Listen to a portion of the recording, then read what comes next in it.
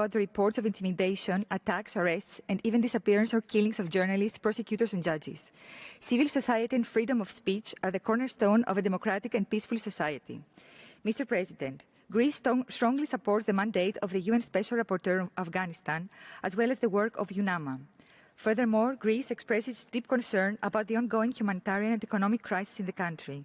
We will continue supporting international efforts towards alleviating the current situation and work towards ensuring an equitable and gender-sensitive distribution of humanitarian aid. I thank you.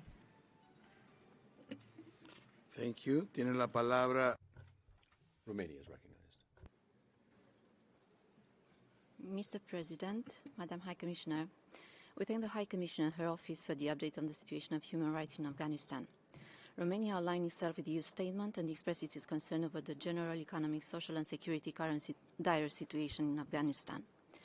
As a country that set itself as the main priority for its HRC candidature for the next term, the women's rights, we will focus our statement today on the importance of the recognition and protection of gender equality in Afghanistan. That is because we are convinced that this aspect, which is one of the most challenging, is also central in achieving stability, justice and sustainable development in this country.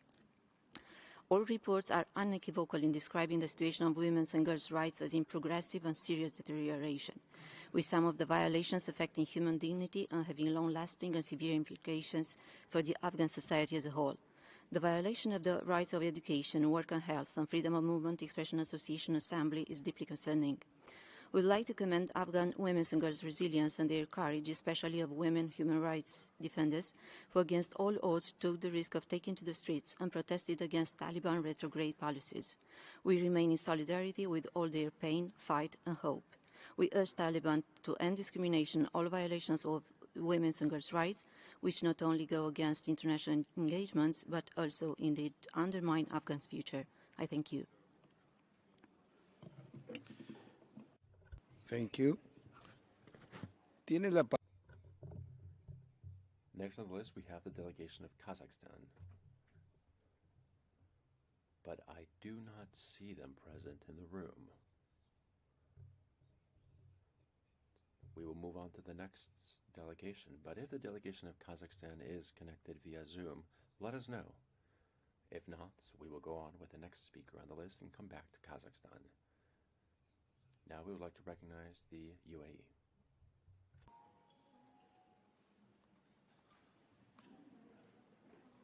United Arab Emirates. You have the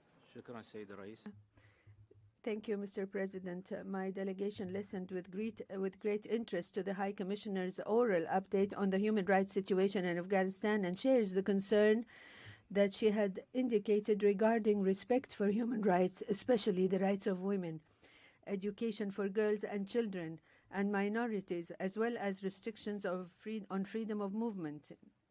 In this regard, we closely follow the development of the situation in Afghanistan, where we note a relative cessation of armed hostilities in many parts of the country and the consequent decrease in conflict-related loss since the takeover of the ruling authority. On the other hand, we express the need for the authority in Afghanistan to commit to preventing terrorism and extremism and combating terrorist groups. Mr. President, my country considers the stability of this country central to the stability of its immediate neighbors and the region in general. Therefore, it will continue to play a key role in supporting international efforts aimed at promoting peace and security in Afghanistan, in addition to contributing to supporting initiatives aimed at building a more sustainable and prosperous future for this brotherly country. Mr. President, while my country contributes to supporting humanitarian efforts in Afghanistan, my delegation stresses the importance of continuing coordinate efforts with the international community and international organizations to facilitate and deliver aid to Afghan citizens in a way that guarantees minimum level of the right of decent life for all. Thank you, sir.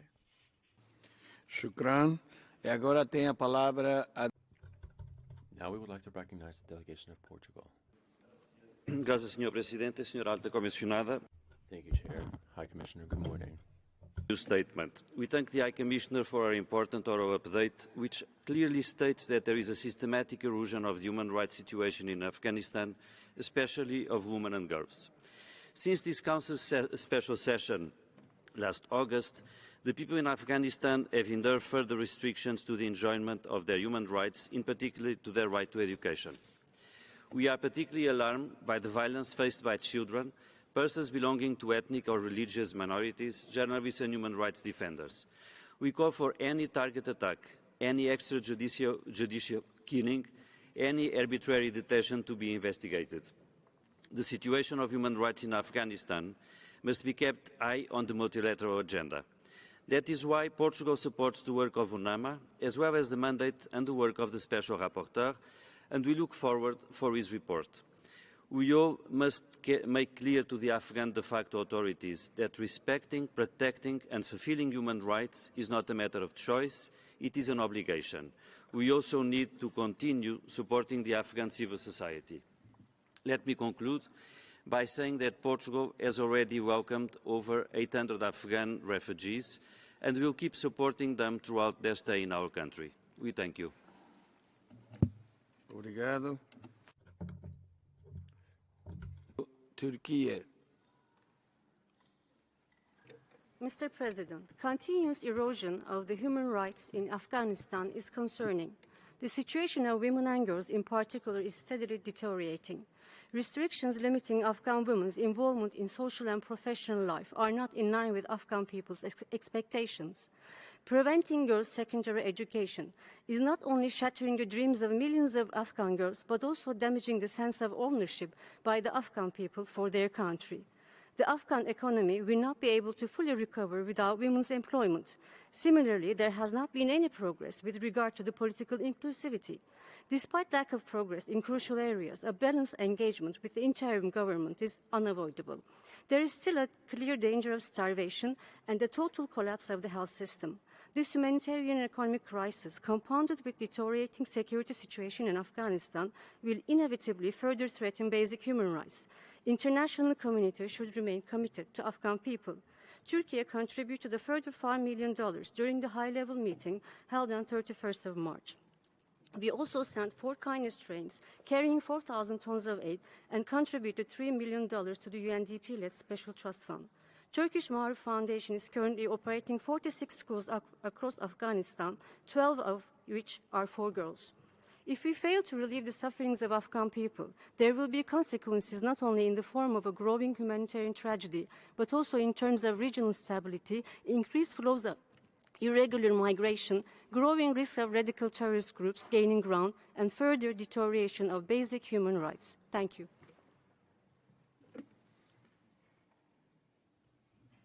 Thank you. Tiene la palabra. Italy is recognized.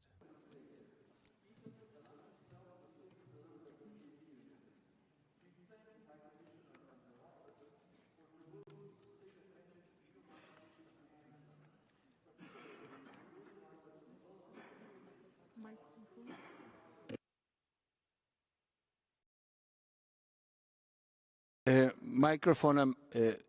Disculpe, embajador. Apologies, Ambassador. Would you mind starting your speech from the beginning, please, because the microphone was off?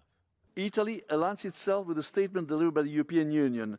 We thank the High Commissioner and her office for devoting sustained attention to the human rights situation in Afghanistan, particularly to those who are in the most vulnerable situations and are exposed to higher risks: women and girls, children, human rights defenders, journalists, persons belonging to ethnic and religious minorities, LGBTI persons. We welcome the recent visit of the High Commissioner and of the Special Rapporteur in Afghanistan and are proud to support the UN efforts, including through UNAMA, to monitor the human rights situation, offer support and advice to civil society, as well as promote the respect of human rights and fundamental freedoms, and call for full accountability for violations and abuses. Against this backdrop, we are deeply concerned by the increasing restrictions imposed on the rights and freedoms of women and girls, including the right to education and freedom of movement, and on their full participation in all spheres of public life. We call on the Taliban to urgently take steps to lift these restrictions and eliminate all forms of discrimination against women and girls. We condemn the ongoing arbitrary and extrajudicial killings and are appalled by the reports of sexual and gender-based violence. We remain also gravely concerned about the dire humanitarian situation in Afghanistan. We stand with the Afghan people who deserve to live in safety, security and dignity, and will continue to support all efforts to strengthen the promotion and protection of human rights in Afghanistan, as well as the work of the High Commissioner and her office and other UN entities. I thank you. Gracias. Gracias. Thank you, Ambassador. Malta is recognized. Thank you, Mr. President. Malta aligns itself with the statement of the European Union and thanks the High Commissioner for her oral update. Malta remains deeply concerned by the worsening situation of women and girls in Afghanistan, as exemplified by ever-increasing restrictions on freedom of movement, education, health, and in other aspects of private and public life. The protection of Afghanistan's women's and girls' human rights must be an integral part of the political solution, and we call upon the de facto authorities to create and support an enabling environment and structures for all women and girls to have full, equal, and meaningful participation. Denying women and girls the right to education is only intended to further subjugate their role in society and to limit their social space. We also reiterate that accountability for human rights violations and abuses and the violations of international law must be ensured. In conclusion, Malta expresses its strong support for the Special Rapporteur on Afghanistan and all other UN structures and mechanisms assisting Afghanistan. I thank you. Thank you. Tiene la palabra. The Ambassador of Ireland has the floor. Thank you, Mr. President. Ireland aligns with the EU statement and thanks the High Commissioner for her update. Ireland unequivocally condemns Taliban harassment of and violence against human rights defenders, civil society activists, journalists, ethnic and religious minorities, former government employees and military personnel, and LGBTI+ persons. Afghanistan will never reach its potential while the majority of its people are denied their rights. The restrictions on women and girls' access to education are unacceptable. Women and girls must be able to participate freely in all aspects of public and private life, free from the threat of violence, reprisals and intimidation. Their full participation is vital for Afghanistan's social and economic development. The economic crisis, the humanitarian crisis and the human rights crisis are inextricably interlinked. Ireland remains gravely concerned at the humanitarian challenges facing the people of Afghanistan, who face a potential humanitarian catastrophe this winter. We continue to support all efforts to prevent the humanitarian crisis and insist the Taliban must allow unhindered humanitarian operations, including for female staff. Ireland deplores the dissolution of the Afghanistan Independent Human Rights Commission. High Commissioner, could you expand on your engagement with the Taliban in relation to the Human Rights Commission? With its dissolution, are there concrete steps that can be taken to address the monitoring and accountability gap? Thank you. Gracias. And now Thank you. to the United Kingdom, Ambassador, you have the floor. Thank you, Mr. President. Madam High Commissioner, we share your concerns about the serious human rights challenges in Afghanistan, especially for women, girls and minorities. Women and girls in Afghanistan are facing increasing restrictions on their freedom of movement, as well as access to education, jobs and services. This is unacceptable. Afghanistan is the only country in the world where girls are unable to go to secondary school. Educated women and girls who are able to participate fully in society will contribute to economic development, peace and stability.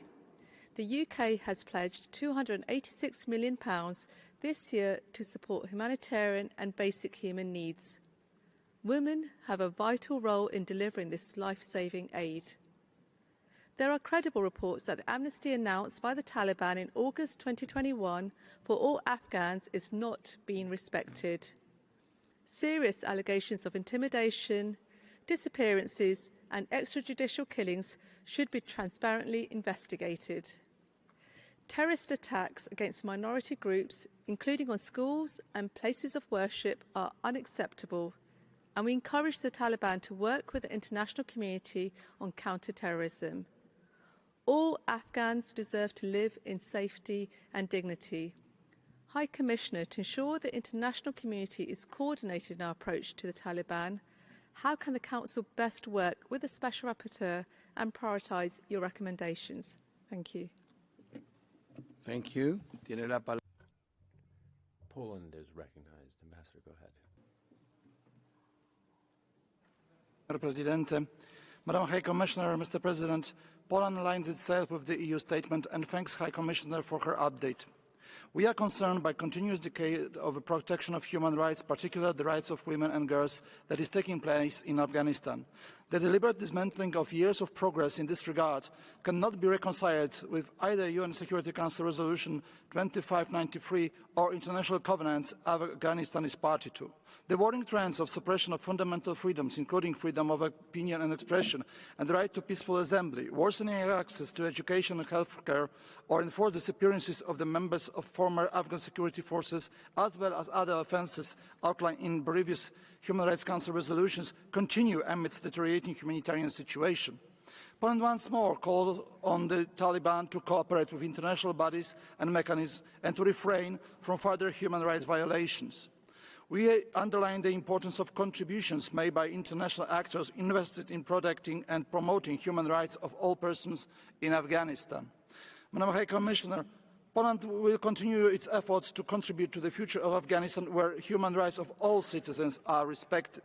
To this end, we firmly support the ongoing efforts of your office and other UN mechanisms such as Special Rapporteur on Human Rights in Afghanistan, UNAMA, and the Group of Friends of Women of Afghanistan. I thank you. Gracias. Thank you. Croatia has the floor. President, Croatia aligns itself with the statement of the European Union. We thank the High Commissioner for her update. Croatia expresses grave concern regarding the human rights situation in Afghanistan. The reports of increasing attacks against persons belonging to ethnic and religious minorities, intimidations against members of civil society, revenge killings of former members of the security forces and officials, as well as of sexual and gender-based violence are alarming. The security situation remains highly perilous. We strongly condemn the recent series of terrorist attacks which resulted in the tragic deaths of numerous civilians, including children. We commend the Afghan women for their continuous determination to participate equally in the society and call upon the de facto authorities to immediately reverse policies and directives that negatively affect women and girls. The systematic erosion of their rights with severe restrictions to fundamental freedoms and access to education is unacceptable. We regret further deterioration of humanitarian situation in the country, with millions thrown into conditions of poverty and famine in challenging political landscape and crippling economy. Together with the EU and international partners, we continue to stand by the Afghan people in these difficult times and provide humanitarian assistance for those in need. Croatia expresses its strong support to the mandate of the UN Special Rapporteur on Afghanistan and urges the de facto authorities to take the path that brings stability and freedom to all Afghans. Thank you. Gracias. Thank you. Austria, you have the floor. Thank you, Mr. President. Austria is extremely concerned at the deterioration of the situation of human rights, in particular the rights of women and girls in Afghanistan, since the Taliban took control of the country. In the last few weeks, the situation has worsened dramatically. Measures such as the suspension of girls' secondary education, severe barriers to employment, no opportunities to participate in political and public life, or enforcing a strict form of hijab and strong advice to stay at home, fit the pattern of absolute gender segregation and are aimed at making the women of Afghanistan invisible. We are also deeply worried about the situation of women journalists in Afghanistan. According to a joint survey of Reporters Without Borders and the Afghan Independent Journalists Association, 84% of women journalists and media workers had lost their jobs since August 2021. Many female journalists were forced to leave Afghanistan, and the new restrictions will make it difficult for those who are still working. The latest Taliban directives contravene Afghanistan's obligations under numerous human rights treaties to which it is a state party. We call upon the de facto authorities to immediately reverse policies and directives that negatively impact women, as well as to prioritize women's and girls' rights to equal participation in education, employment, and all other aspects of public life. I thank you. Thank you. Tiene la palabra.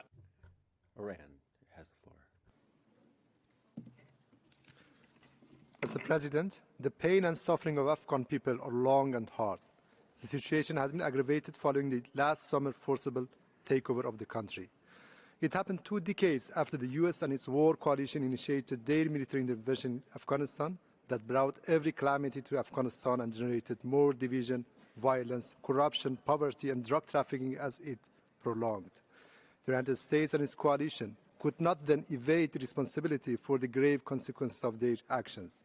Against this background, the U.S. decision to seize Afghanistan's much-needed funds and transferring them to U.S. citizens is all the more irresponsible and appalling, depriving millions of vulnerable people in Afghanistan of their own financial resources to sustain. As a neighboring country, Iran has made every effort during the past decades to help Afghanistan overcome the instability and conflict. We reiterate the need for an inclusive system of governance in Afghanistan that could represent the colorful and rich Afghan ethnic mosaic, and that respects and protects all Afghan citizens, in particular women and girls. The ruling authorities in Afghanistan have a huge responsibility in this regard, especially in the face of frequent acts of terrorism during the past months that have claimed many precious innocent lives. Mr. President, Iran has been hosting millions of Afghan refugees for the past 4 decades. The situation has worsened during the past 12 months as many more have taken refuge in my country. The negative impact of U.S. sanctions on Afghan refugees are more than evident. The U.S. sanctions have also narrowed humanitarian space and adversely affected the work of UNHCR, IOM, ICRC, and other humanitarian actors. Actions speak louder than the words. Those who have learned only to preach Afghanistan neighbors to keep their doors open should check with their capitals to see what is their practical policy on Afghan refugees. I thank you, Mr. President. Gracias. Thank you. I would like to ask the delegations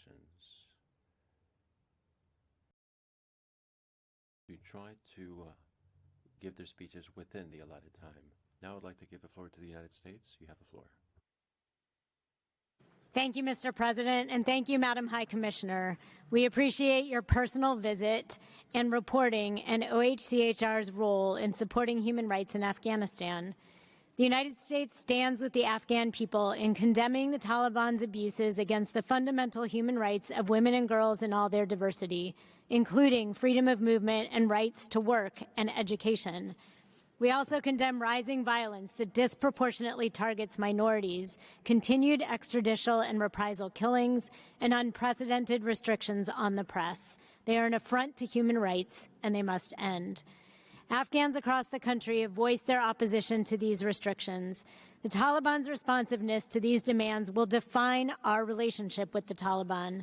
The legitimacy that the Taliban seeks from international community depends on its conduct, including its respect for the human rights of women, girls, and other vulnerable groups. We share your office's concern about the closure of the Afghanistan Independent Human Rights Commission and call for its reopening.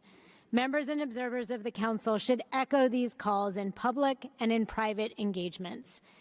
How can we work together to pressure the Taliban to reverse restrictions on human rights? I thank you. Thank you. Tiene la palabra. Albania is recognized. Thank you, Mr. President, and thank you, High Commissioner, for your update. The challenges that the people of Afghanistan face are enormous. The magnitude and gravity of the abuses being committed chilling. Attacks on minorities increasingly bear the hallmarks of crimes against humanity. The Afghanistan Independent Human Rights Commission is dissolved, and the reconstituted Ministry for the Propagation of Virtue and the Prevention of Vice will ensure that women and girls are erased from public life in Afghanistan. All very good reasons for concern. Respect for the human rights and fundamental freedoms of all who live in Afghanistan, regardless of gender, age, or ethnicity, and their capacity to fully and equally participate in all aspects of the social, economic, and political life of the country are essential elements of an inclusive, stable, and prosperous Afghanistan. With the Taliban determined to repeatedly renege on promises, what we see is regress, repression, and the relentless erosion of respect for the human rights and fundamental freedoms of the people of Afghanistan. Albania reiterates its strong support for the work of the High Commissioner and her office, the Special Rapporteur on the situation of human rights in Afghanistan, other relevant mandate holders and mechanisms, all of which is vital for monitoring the human rights situation in Afghanistan, to prevent further violations and abuses, and to hold perpetrators to account. I thank you. Thank you. Tiene la palabra Indonesia. Indonesia is recognized. Thank you, Mr. President. Indonesia continues to closely follow the situation on the ground in Afghanistan and reiterates its support for an Afghan-led and Afghan-owned peace. We remain concerned with the impacts of the volatile situation in Afghanistan on all aspects of the lives of the Afghan people. Indonesia particularly recalls the commitments made by the Taliban to the Afghan people, especially on guaranteeing the fulfillment of girls' and women's right to education. Our commitment to continue providing capacity building in Afghanistan is specifically aimed at strengthening efforts in the field of women empowerment. In this regard, Indonesia has been underlining the need for a roadmap to track progress in implementing all Taliban's promises and eventually restore the international community's trust. Mr. President, we would also like to direct this Council's attention to the urgent need to address Afghanistan's humanitarian situation, especially against the backdrop of growing food insecurity and malnutrition. The Council must contribute in strengthening efforts by Member States and UN agencies for full, safe, and unhindered humanitarian access. Further, Indonesia reiterates its support for the work of the UN Assistance Mission in Afghanistan and an important partner in the delivery of humanitarian assistance. I thank you. Gracias. And now I give the floor to New Zealand. Ambassador, you have the floor. Mr. President, New Zealand appreciates the oral update provided by the High Commissioner on the human rights situation in Afghanistan. New Zealand is gravely concerned about the continued serious human rights abuses in Afghanistan. Since the 49th session of the Human Rights Council in March, the Taliban has issued directives that further restrict human rights, especially the rights of women and girls. As a result, high school-aged girls are not able to further their education, women and girls must cover themselves in public, and women and girls can leave home only in cases of necessity, and even then they must be accompanied by a man. These developments are deplorable. Women and girls in Afghanistan should be free to choose how they express themselves and to participate and move freely in society. They should also have the right to pursue education and to improve their future. New Zealand firmly condemns any actions that restrict the fundamental human rights of all people in Afghanistan and calls for the Taliban to respect their expressed commitment to respect human rights. Madam High Commissioner, what are the prospects for the reversal of the Taliban's recent restrictive edicts? What more can the international community do to encourage respect for universal human rights in Afghanistan, in particular women and girls? Thank you, Mr. President. Gracias. Tiene la Thank you. The Czech Republic has the floor. Thank you very much, Mr. President. The Czech Republic aligns itself with the EU statement. We thank Madam High Commissioner for her oral update. We remain deeply worried by the human rights situation in Afghanistan, closely interconnected with the alarming humanitarian situation which puts at risk the lives especially of women and children. For the Czech Republic, a promoter of equal participation in public and political life, the advancing erasure of women from public and social life is extremely worrisome. The same goes for the suspension of girls' secondary education, limitations of freedom of movement and expression, or tendency for absolute gender segregation. Recalling the Special Rapporteur Richard Bennett's words at the end of his visit to Afghanistan in May 2022, there is a number of reports of intimidation, harassment, or arbitrary arrests of journalists and judges, as well as exposures of civilians to violations of international human rights and humanitarian law, which is also a sizable concern for us. We call on the Taliban to deliver on its international promises in the area of human rights. Madam High Commissioner, what are the prospects for the Afghan society to become a place where Afghan people, including women and girls, can enjoy freedom and human rights? Thank you. Gracias. Thank you. And the last speaker on the list of states. Oh, no, actually. We're done with the member states. Now we move on to UNICEF. President, children in Afghanistan continue to face grave violations of their rights, compounded by the collapse of social services, rule of law, and health and education systems, and by the discontinuation of significant support from civil society organizations.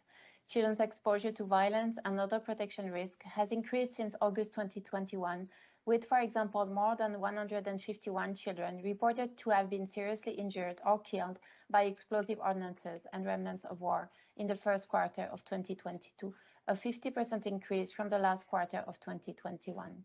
UNICEF expresses particular concern with the discrimination faced by adolescent girls.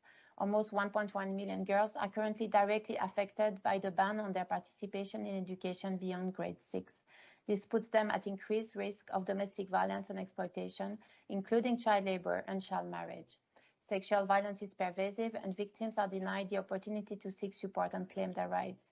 UNICEF therefore urges the de facto authorities to respect, protect, and fulfill the rights of all children, including girls, without any discrimination, to ensure that every girl can learn and that every child is protected against violence, to guarantee safe access to services, and to enable the active participation of women frontline workers and civil society organizations in humanitarian response.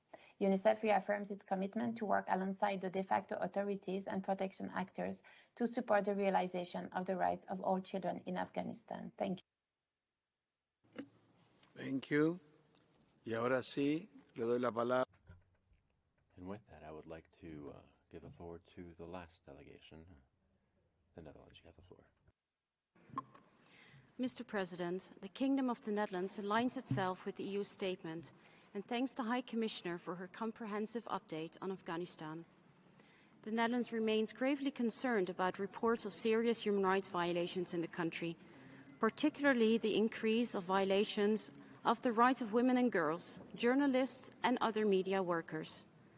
We are equally concerned about continuing and credible reports of extrajudicial and targeted killings, torture, mistreatment, and arbitrary arrests, as well as the targeting of ethnic and religious minorities.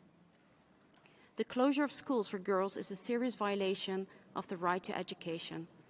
The increasing trend of repressive measures against women and girls in Afghanistan is detrimental to the development and future of the country.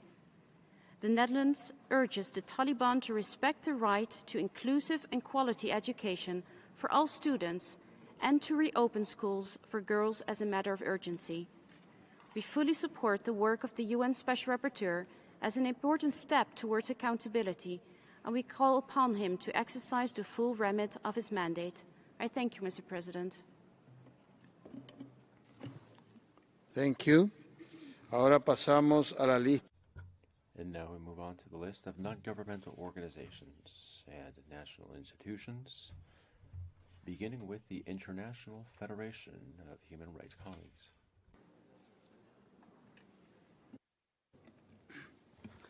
Mr. President, FIDH and its member organization, or Manshar Open Asia, remain seriously concerned by the crisis in Afghanistan. The situation is particularly dire for women and girls, HRDs, journalists, and civil society organizations. Abundant evidence has emerged that the Taliban remains the same human rights abusing entity it was before its power seizure in August 2021. The recent decisions by the de facto authorities to keep girls above grade 6 out of school and to force women to cover their faces are only two examples of the massive setback for the rights of women and girls. The dissolution of the Afghanistan's Independent Human Rights Commission in May is illustrative of its relentless assault on those who seek to defend human rights. Journalists remain a key target of the Taliban, as demonstrated by the recent arbitrary detention of at least 2 journalists and the disappearance of 2 others. Lastly, we continue to receive alarming reports of HRDs who face intimidation, harassment, threats, violence, and targeted killings. The Council must continue to monitor this crisis and ensure the prevention of human rights violations in Afghanistan. We reiterate our demand for the Council to develop a robust, independent investigation mechanism and to work with the UN Special Rapporteur to strengthen investigation and reporting of violations and to promote accountability. I thank you. Thank you. Tiene la palabra World. The World Organization Against Torture is recognized. Thank you, Mr. President. On 12th of August 2021, my colleagues and I were celebrating the International Youth Day in Kabul. Dreaming of building together a peaceful and prosperous Afghanistan, our dreams were shattered only 2 days after. I had to fit all my belongings in a 5-kilo bag and leave my country, my family, and my friends behind. I only got to say goodbye to them over the phone from a collapsing airport among the scenes of panic and chaos. I never thought I would be addressing the Human Rights Council as an exiled human rights defender. Those who did not manage to leave the country lost their freedom, dignity, and legitimate government. Many of them lost their lives. Human rights defenders and journalists are being imprisoned and tortured. Enforced disappearances, violence, and atrocity crimes are committed daily. Women and girls have been forced out of public spaces. The future that they had dreamed for has been taken away. We call on the Human Rights Council to not abandon the people of Afghanistan. We urge the international community to put pressure on the Taliban to ensure the establishment of a democratic and representative government, to immediately stop enforced disappearances, extrajudicial killings, arbitrary detention, and torture, to ensure accountability for international human rights and humanitarian law, including in Panjshir and other provinces, for international human rights and humanitarian law. Women and girls, human rights defenders, minority groups, and other vulnerable groups are respected and protected. We want our future back. I thank you. Thank you. Tiene la palabra International Service for Human Rights has the floor. President, we remain deeply concerned with the ongoing humanitarian crisis in Afghanistan. Militarized interventions in the country for decades have resulted in protracted conflict, poverty, and food insecurity, impacting disproportionately on the rights of women and girls. The recent takeover by the Taliban has exacerbated this and worsened the systemic violations of fundamental human rights, particularly targeting women and girls, with respect to the rights to non-discrimination, education, work, public participation, and health. The Taliban has also imposed sweeping restrictions on the rights to freedom of expression, association, assembly, and movement for women and girls. We stress the importance of convening an urgent debate at this Council session that unequivocally condemns the serious regression in the recognition, protection, and realization of the rights of women and girls in Afghanistan and holds the Taliban accountable, that centers women human rights defenders, women peace builders, women leaders in its debates and decisions, including through their active participation, and that provides an opportunity for the Special Rapporteur on Afghanistan to brief this Council on preliminary findings and recommendations from his country visit in May, and asks him to prepare a dedicated report in consultation with other mandate holders on the rights of women and girls in the country. Thank you. Thank you. And now I give the floor to Sherazad Akbar. She is the former chair of the Human Rights Commission that was recently dismantled in Afghanistan. And now she will speak before this council, representing Sisterhood is Global Institute. You have the floor, Sherazad. Your Excellencies, since I last spoke to you in December 2021, the human rights situation in Afghanistan has deteriorated beyond our worst fears. There is now an official ban on girls' secondary education. There have been Taliban decrees limiting women's movement, employment, imposing restrictions on women's dress, and every aspect of women's rights and freedoms. Women protesters have been illegally detained, harassed, and reportedly tortured. The repression of women's rights is not only a human rights issue, it's an issue of national, regional, and global security to which the world must respond in an impactful way. Today, I am speaking to you on behalf of Women's Forum on Afghanistan, an initiative led by Afghan women leaders committed to human rights and democracy. While we welcome this dialogue, it's not an adequate response to the unfolding crisis in Afghanistan.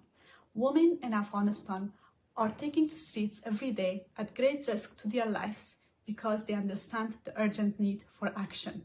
We are distressed by the inaction of the Human Rights Council. We urge the Council to hold an urgent debate and adopt a strong resolution on Afghanistan at this session. We have heard you repeatedly to say that you will judge Taliban by their deeds, not their words. We will too judge the international community by their deeds, not their words. Thank you. Thank you, Sherazad. And now I give the floor to joint statement, Lawyers' Rights Watch Canada, by video. Mr. President, this is a joint statement of several lawyers' organizations. We are alarmed by the demise of the rule of law in Afghanistan since the Taliban's unlawful armed takeover of the country in August 2021 and its forcible takeover of the Afghanistan Independent Bar Association in November 2021. The High Commissioner's previous oral report in March 2022 noted that the safety of Afghan judges, prosecutors and lawyers, particularly women legal professionals, is a matter of acute concern. The newly appointed Special Rapporteur for Afghanistan expressed similar concerns after his May 2022 country visit. Women jurists are at particular risk as the Taliban intensifies its restrictions on women's and girls' rights and attempts to erase women from public life. Many women jurists have escaped Afghanistan and await resettlement as refugees. Many others await assistance to flee the country. Many are in hiding. Women legal professionals from the Hazara community face added discrimination based on their ethnicity and religion. We urge this Council to hold an urgent debate at this session to refocus global attention on the worsening human rights crisis in Afghanistan. We also urge all states to redouble efforts to protect Afghanistan legal professionals, particularly women, both resettling refugees and protecting those at risk within Afghanistan. Thank you, Mr. President. Thank you. Tiene la palabra Asian Forum for Human Rights and Development is recognized. Speaking here today, more than 270 days after the Taliban expressly banned education for teenage girls. Since then, the Taliban has introduced policies and practices that could only be described as gender apartheid. Since the Taliban took control of the country, Afghan women and girls have been systematically excluded from accessing education, work and health care. The Taliban has imposed sweeping restrictions on their basic rights. The recent directive on strict mahram and hijab regulations is the latest manifestation of the Taliban's policy to erase women from public life. Over the past 10 months, the Taliban has decimated civil society and independent media. Persecution of religious and ethnic minorities, torture, extrajudicial killings, and enforced disappearances are widespread and systematic. Crimes of the Taliban in the northern regions of the country, in particular Panjshir and Andarab valleys, amount to war crimes and crimes against humanity under international law. The Taliban has repeatedly demonstrated that they have no intention of honoring its commitments or respecting Afghanistan's obligations. The Council must act now to prevent further atrocities and put in place a robust international mechanism to investigate gross violations and abuses.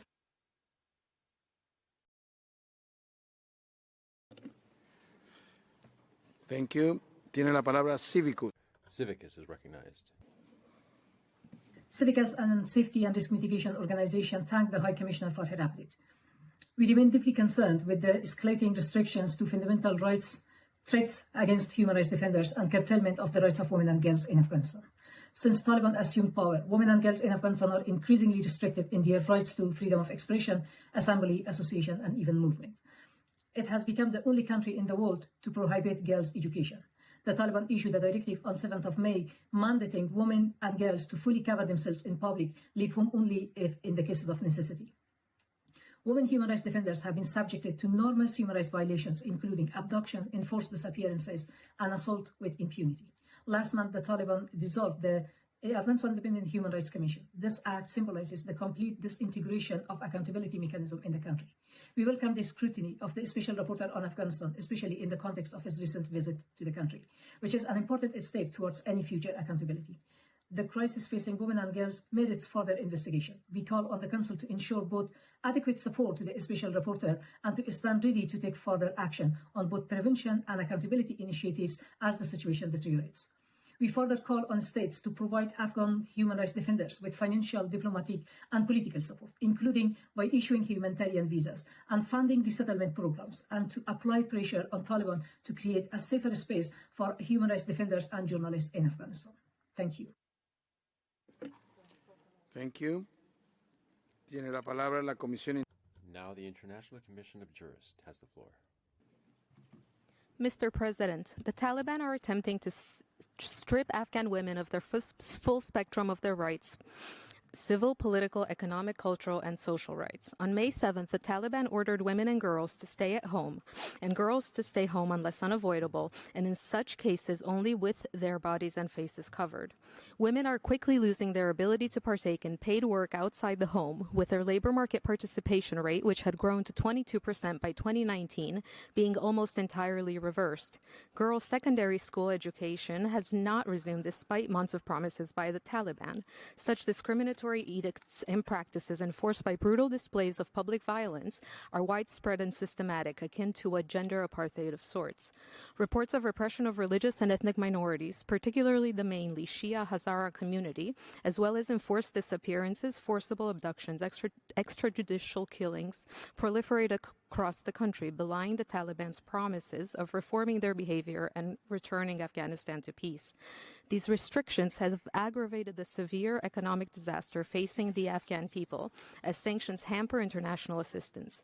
UN figures show massive drops in income and employment, leading to steep rises in food insecurity and healthcare emergencies. This council should establish an accountability mechanism to investigate abuses and violations of international law and bring the perpetrators to justice. Thank you. Thank you. Tiene la palabra Amnistía. Thank you. Amnesty International has the floor. 9 months after the Taliban took control, all available avenues to exercise human rights have shrank for people in Afghanistan. Taliban de facto authorities continue to use repressive measures with devastating consequences for people's enjoyment of their right to life, freedom of expression and assembly. This has been particularly harmful for the rights of women and girls. Taliban de facto authorities continue to arbitrarily arrest and detain human rights defenders, journalists, academics, and individuals protesting Taliban policies, and have subjected women's rights activists to systematic gender-based violence. The crackdown on the rights of women and girls continues unbattered. Women and girls are facing gender-based violence and are denied their rights to equality, education, work, political participation, and freedom of choice. Amnesty International has documented continued attacks against individuals associated with the former administration and security forces, unlawful killings, arbitrary detention, torture, and other ill treatment and massacre of members of Tajik and Hazara ethnic groups. Over 500 Hazara civilians have been killed and injured in multiple attacks on mosques, education centers, and schools since 15 August 2001. We urge this council to continue to address overwhelming impunity of war crimes and crimes against humanity that continues to fuel the ongoing human rights crisis in Afghanistan. We call on member states to this council to engage with the Special Rapporteur and take actions to establish accountability for international crimes committed by all sides of the conflict, including through ICC. Thank you. Thank you. Y último orador. Last speaker, Interfaith International. After the Taliban's takeover of Afghanistan, the country has fallen into a black hole. Contrary to Taliban's repeated claims of respect to the human rights values based on the Islamic teachings, they have not only violated these values, but also destroyed the achievements of the last 20 years. The Taliban have been attacking women and men human rights activists and are conducting house-to-house search to harm them. The lives of many journalists and those working with the media outlets are in danger. With some fleeing and others hiding in Afghanistan, women on TV are not allowed to show their faces. Yes, Mr. President, you heard me right. Women are not allowed to show their faces on TV. Girls above grade 6 are still not allowed to attend schools. We're witnessing a wave of human rights abuses, retaliatory behaviors, restrictions on human crackdowns on the protest, and restrictions on media and civil society communities.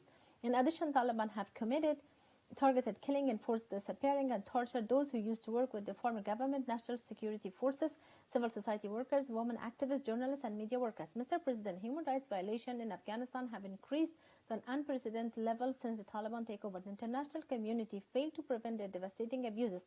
There is no question that the Taliban's takeover and their brutal violation of human rights in Afghanistan will have serious consequences, both short and long term, only not to Afghanistan but the world, unless a strong and constructive action is taken against them. The international community must use the tools at disposal to ensure that human rights in Afghanistan do not become a forgotten story like it did in 1996 until 2001. Muchas gracias. Ahora cedo la palabra al alta. Thank you. Now I would like to give the floor to the High Commissioner for her concluding observations. Thank you, Mr. President, Excellencies. Thank you very much for the important interventions by member state and civil society organizations. Let me try to address some of the questions. Belgium or Ireland asked about the dissolution of the Afghanistan Independent Human Rights Commission and what can be done to support a domestic independent compliance mechanism. I agree this is a big setback, as the Commission played a frontline role and was very much a hub for the human rights movement in Afghanistan. When I was in Kabul, I discussed with the de facto authorities the need to establish some kind of independent mechanism that can receive complaints from the public and which can bring problems and solutions to the attention of the de facto authorities. Obviously, this should be in line with the Paris principles, but we need to take one step at a time. The Ministry for the Promotion of Vice and Virtue is not the appropriate body for this role. In the meantime, I welcome the renewal and the robust UNAMA mandate, which means there will continue to be a strong human rights presence, including for monitoring and advocacy. During my mission to Afghanistan, I noted the essential work that our colleagues in UNAMA are doing, documenting human rights violations and abuses, outlining human rights trends, raising individual cases, and advocating with the de facto authorities. The mandate of the Special Rapporteur in Afghanistan will also continue to monitor the human rights situation in Afghanistan and take up individual cases. Canada, the Netherlands, the United Kingdom, the United States, and the Republic of Korea ask how to coordinate international efforts to collectively keep the pressure on the Taliban to uphold their human rights obligations. Coordination will be very important across all the different forums and mandates. The Security Council has provided UNAMA with a strong human rights mandate. Human rights, and particularly the rights of women and girls, should be at the forefront of UNAMA's actions. UNAMA's Human Rights Service will also be able to support other parts of the UN system, development and humanitarian, to incorporate human rights into their programs. The Special Rapporteur, an independent expert, will complement this mandate, and I'm pleased that he has already had the opportunity to visit the country, and we have had meetings discussing many of the issues. My office also continues to have an advocacy role to ensure that Afghanistan continues to be a priority for the international community. Together, we continue to leverage our different mandates to engage with de facto authorities to improve the human rights situation for Afghan people. It is also important for member states to coordinate their messaging to the de facto authorities, both bilaterally and in intergovernmental bodies. This Council and the Security Council have made clear the international community's expectations, and processes like the Troika Plus can also be very important in engaging the de facto authorities around these goals. Australia, the Czech Republic, New Zealand and Spain ask what more can be done to advance the rights of women and girls and what the prospects are to reverse the setbacks. In my statement, I highlighted many of the areas where we have seen a regression in the rights for women and girls. These restrictive edicts do not only violate human rights, they also pose a massive threat to the future of Afghanistan. They are a huge setback, and I hope those states with influence and access to power structure within the Taliban can work in a concerted way to have them reversed. I also wish to highlight the essential role of civil society and media in protecting the space for women advocates, journalists, and of course jurists as well. I was inspired to meet a range of prominent women's activists during my visit to Kabul. Their message to me, the international community, and to the de facto authorities is that they want to be heard directly by those in power. In my meetings, I advocated with de facto ministers for them to open direct channels with these powerful women who have so much to contribute to solutions for the country. The international community should give Afghan women a place at every table and continue to support and amplify their voices. It had been mentioned the need to ensure protection of those leaving the country, including through resettlement in neighboring countries. I'm concerned by the risk faced by Afghans seeking to flee into neighboring countries and by the treatment of asylum seekers at the borders. UNHCR and other partners have long resettled Afghan refugees of a wide range of profiles, backgrounds, and beliefs in accordance with their objective resettlement submission criteria, which are based on an assessment of individual protection needs and vulnerabilities. In addition, the humanitarian agencies are focusing on protecting the most vulnerable and assisting new displaced Afghans with life-saving shelter, food, water, and core relief items. It is very important that neighboring host countries be supported and the safe pathways are maintained for migration. Switzerland asks, what are the ways to address impunity? Afghanistan has been deeply scarred by decades of war, and there are generations of Afghans who have now been the victims of or survivors of grave human rights violations and abuses. Of course, it was hoped that issues of accountability, justice, and redress for victims would be central to the peace process. We now need to see what ways there will be to take this forward. But we remain convinced that longer-term, some comprehensive process for transitional justice will be needed to achieve lasting peace and reconciliation in Afghanistan. It will be important to preserve the vast body of information and evidence that is available for future use. In the meantime, the International Criminal Court continues to pursue its independent investigation of international crimes that may have been committed in Afghanistan according to its own framework. Mr. President, Excellencies, colleagues and friends, we cannot forget the people of Afghanistan. The path to a prosperous and peaceful Afghanistan cannot be paved without the concerted efforts by the de facto authorities, support by the international community, and meaningful participation by all parts of society in public and political life, especially women and girls. I also want to highlight the importance to provide humanitarian aid and ensure it is fairly distributed while planning for the longer term. I call on this Council and the international community to continue to keep Afghanistan prominent in the political and human rights agenda. I thank you. Muchas gracias, señora Alta Comisionada. Thank you very much, Madam High Commissioner. We're very grateful to you for your participation in this dialogue.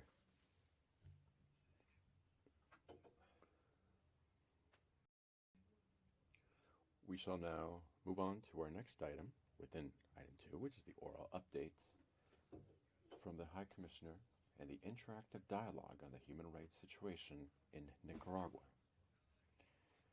presented in keeping with Resolution 49/3 of the Council. The list of speakers will be closed in 15 minutes. Now, I would like to recognize once again the distinguished High Commissioner, who will be presenting the oral update. You have the floor. Gracias, señor presidente. Thank you, Mr. President. Distinguished President, friends, I'm delighted to present to you this updated oral summary pursuant to Resolution 49.3, covering the period 7th of March to date. In the last 3 months, the human rights situation in Nicaragua has continued to deteriorate. My office continues to document arbitrary detentions and deplorable detention conditions for these people. Hundreds of organizations, civil societies that have been whose legal status has been withdrawn and fleeing the crisis. Nicaraguans continue to abandon the country, reaching unprecedented numbers. According to civil society sources, 173 people are deprived of liberty because of the political and human rights crisis, which started in 2018. Those who were detained in the context of the 2021 elections are detained in detention conditions which run counter to the UN standard minimum rules for the treatment of prisoners, and many have been tried and convicted without due process. These people who are detained, namely 11 women and 39 men, have been sentenced to prison sentences ranging to up to 13 years, and they were prohibited from standing for public election or public positions. 44 were sentenced for having spread false information, undermining national integrity and other crimes. The other 6 were sentenced for money laundering and related crimes. However, these sentences are based on allegations that are not weren't proven during the court cases, that most were deprived of liberty in the police station. This year, they're only allowed 4 visits from their adult relatives, and their minor children are denied the right to visit them. relatives reported that their dear loved ones are held in inhuman conditions and many of them need urgent, permanent or specialized medical attention, and they are denied this. Currently, 11 people are under house arrest. However, pursuant to the existing national laws, this benefit should benefit all detainees who are elderly or have serious illnesses. I would like to avail myself of this opportunity to renew my request to the competent authorities to ensure the immediate release of persons who are arbitrarily detained and guarantee their physical and psychological integrity. I also would like to enjoin the authorities to carry out an independent monitoring of the detention conditions and to take all necessary measures to guarantee the physical integrity and psychological integrity of persons deprived of liberty and to ensure detention conditions that are consistent with international standards. Excellencies, I remain concerned by the dramatic reduction of civic space in the country. To date, the National Assembly, upon request of the government, has cancelled the legal status of 388 organisations, and this since the beginning of the year, which means that at least 454 have been denied legal status since November 2018. This has not only affected human rights organisations, but other national and international organisations who work in the area of education and development, as well as medical and professional associations. Also have been arbitrarily cancelled the legal status of 12 universities under state control.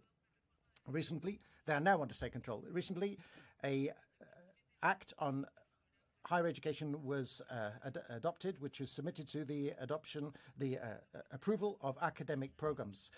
This is a threat to academic freedom and university independence, fundamental elements for the right to education and the freedom for scientific research and creative activity. The authorities assured that the affected institutions and organizations did not meet their administrative duties and standards related to money laundering and the financing of terrorism. However, we know that their representatives were prevented from defending themselves in a due process before an independent authority. I would also like to express my serious concern with regards to the consequences of the new General Act on the Oversight of Charities, which entered into force on the 6th of May. This law makes it difficult for organizations to register and allows the government a total discretion in asking them for information on their funds, activities and beneficiaries. Any activity carried out by an organization needs now to be submitted to the prior authorization by the government, and the organizations cannot be involved in political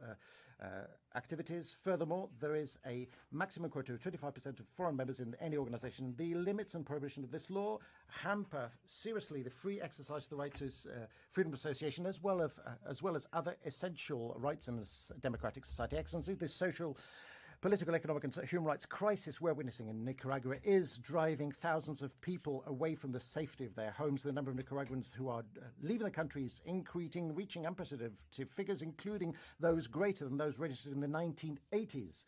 In the last 8 months, the number of refugees and asylum seekers from Nicaragua in Costa Rica has been multiplied by 2. It now reaches 150,000. This represents 3% of the Costa Rican population. The number of Nicaraguans who have been intercepted on the border with the US is dramatically rising from 3,164 in September of 2020 to 92,037 in April this year. In March 2022, the figure reached 16,088.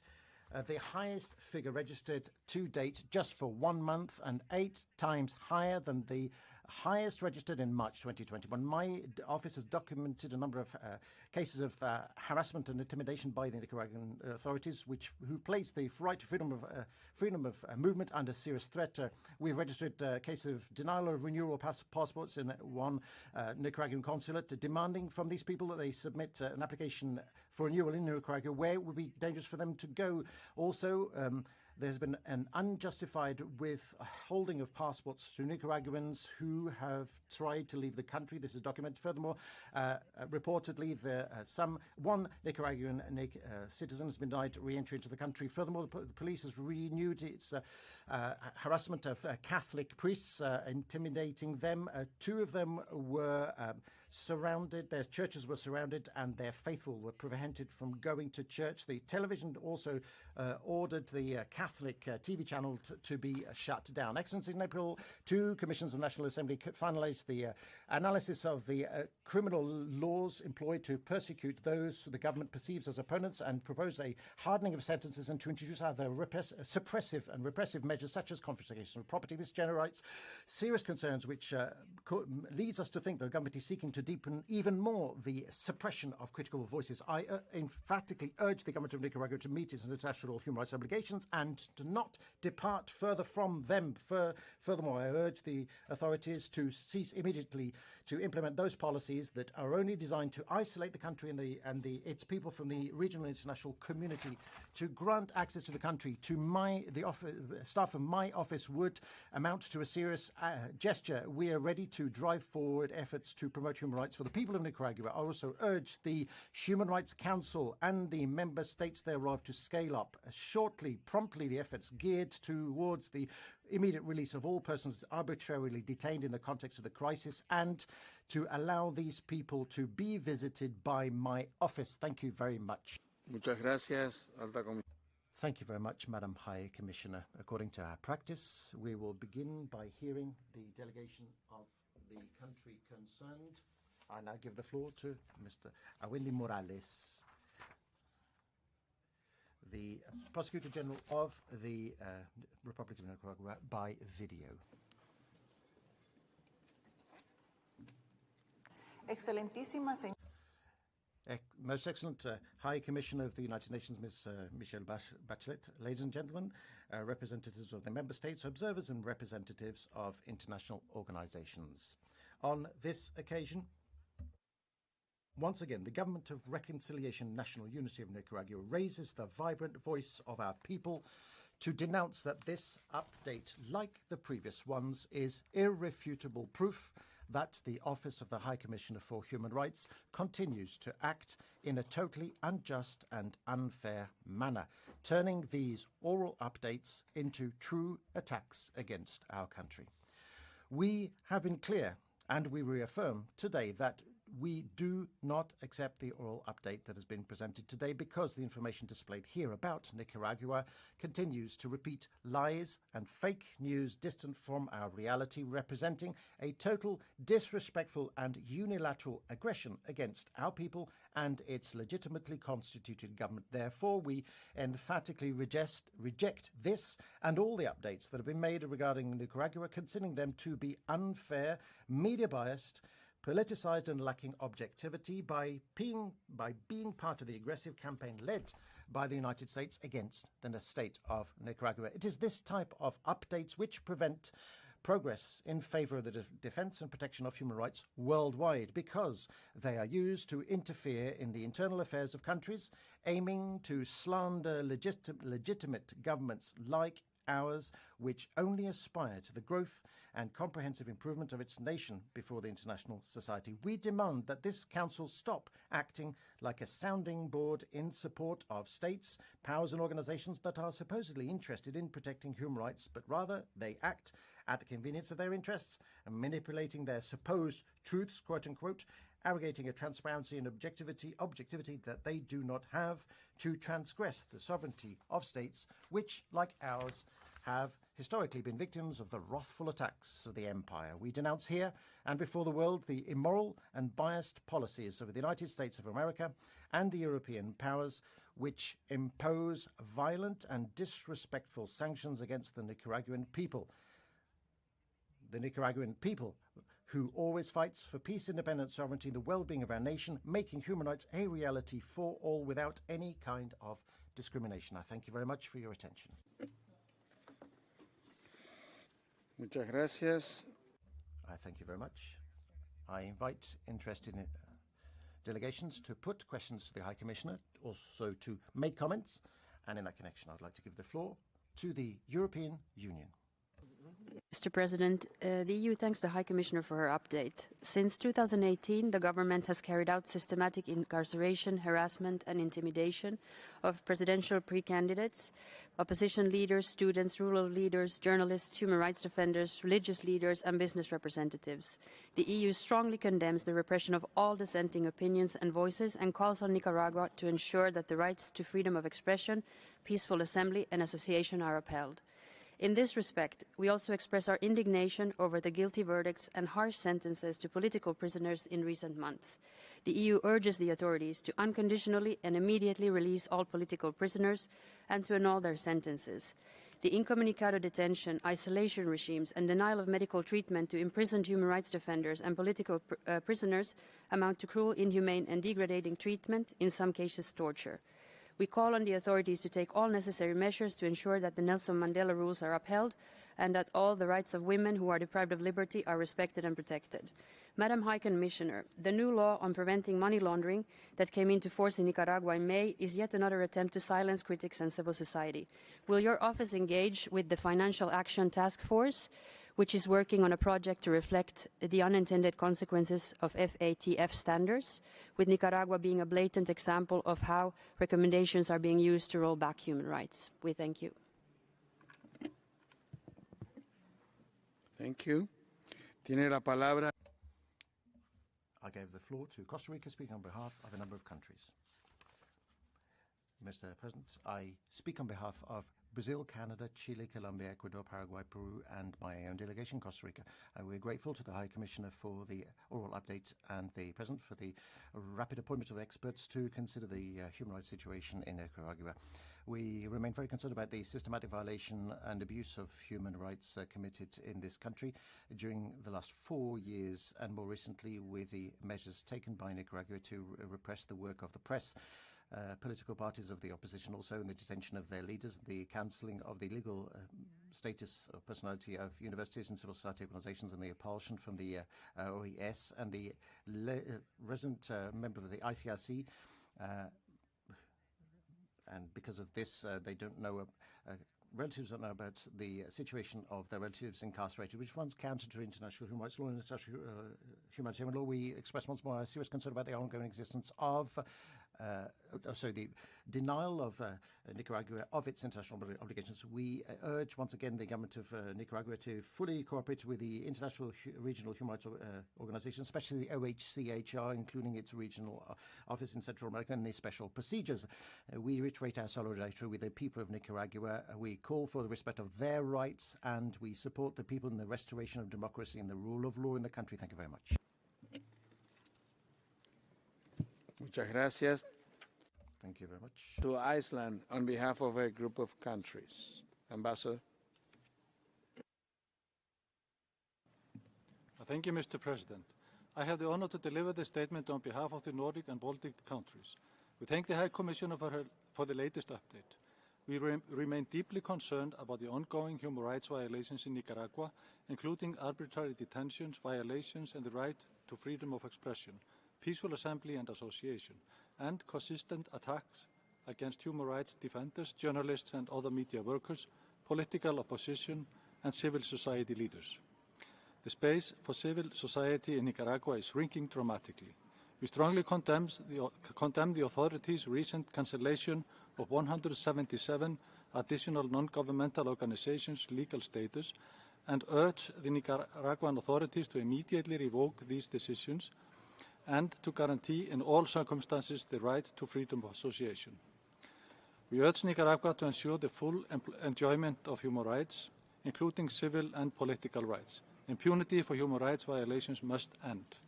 We call on Nicaragua to cooperate fully with international and regional human rights mechanisms, including the OHCHR. Madam High Commissioner, what concrete steps can be taken to encourage Nicaragua to restore the legal personality of the organizations that have been arbitrarily shut down? I thank you. Thank you, Ambassador. Tiene la palabra. And I give the floor to Cuba.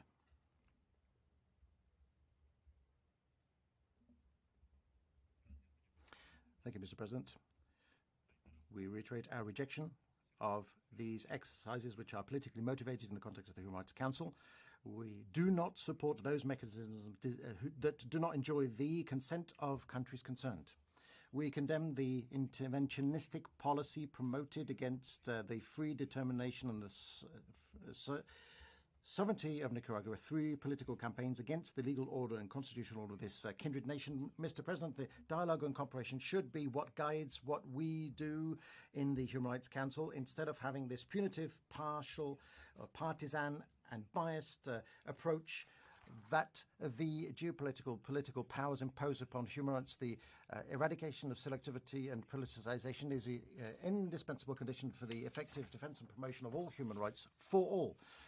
We must give priority to the Universal Periodic Review as the main channel to tackle the human rights situations of all countries without discrimination or any manipulations. Mr. President, we reiterate our unfettered support, unlimited support to the Sandinist government and people of Nicaragua.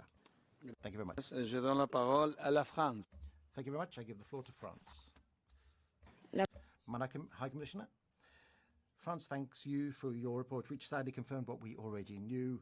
The suppression in Nicaragua and excesses is getting worse. The regime continues to increase violations of political and civil rights, in particular by crushing civil society and intimidating it, as attested by the number of disbanding of NGOs and harassment against a number of religious personalities. After the in-camera court case against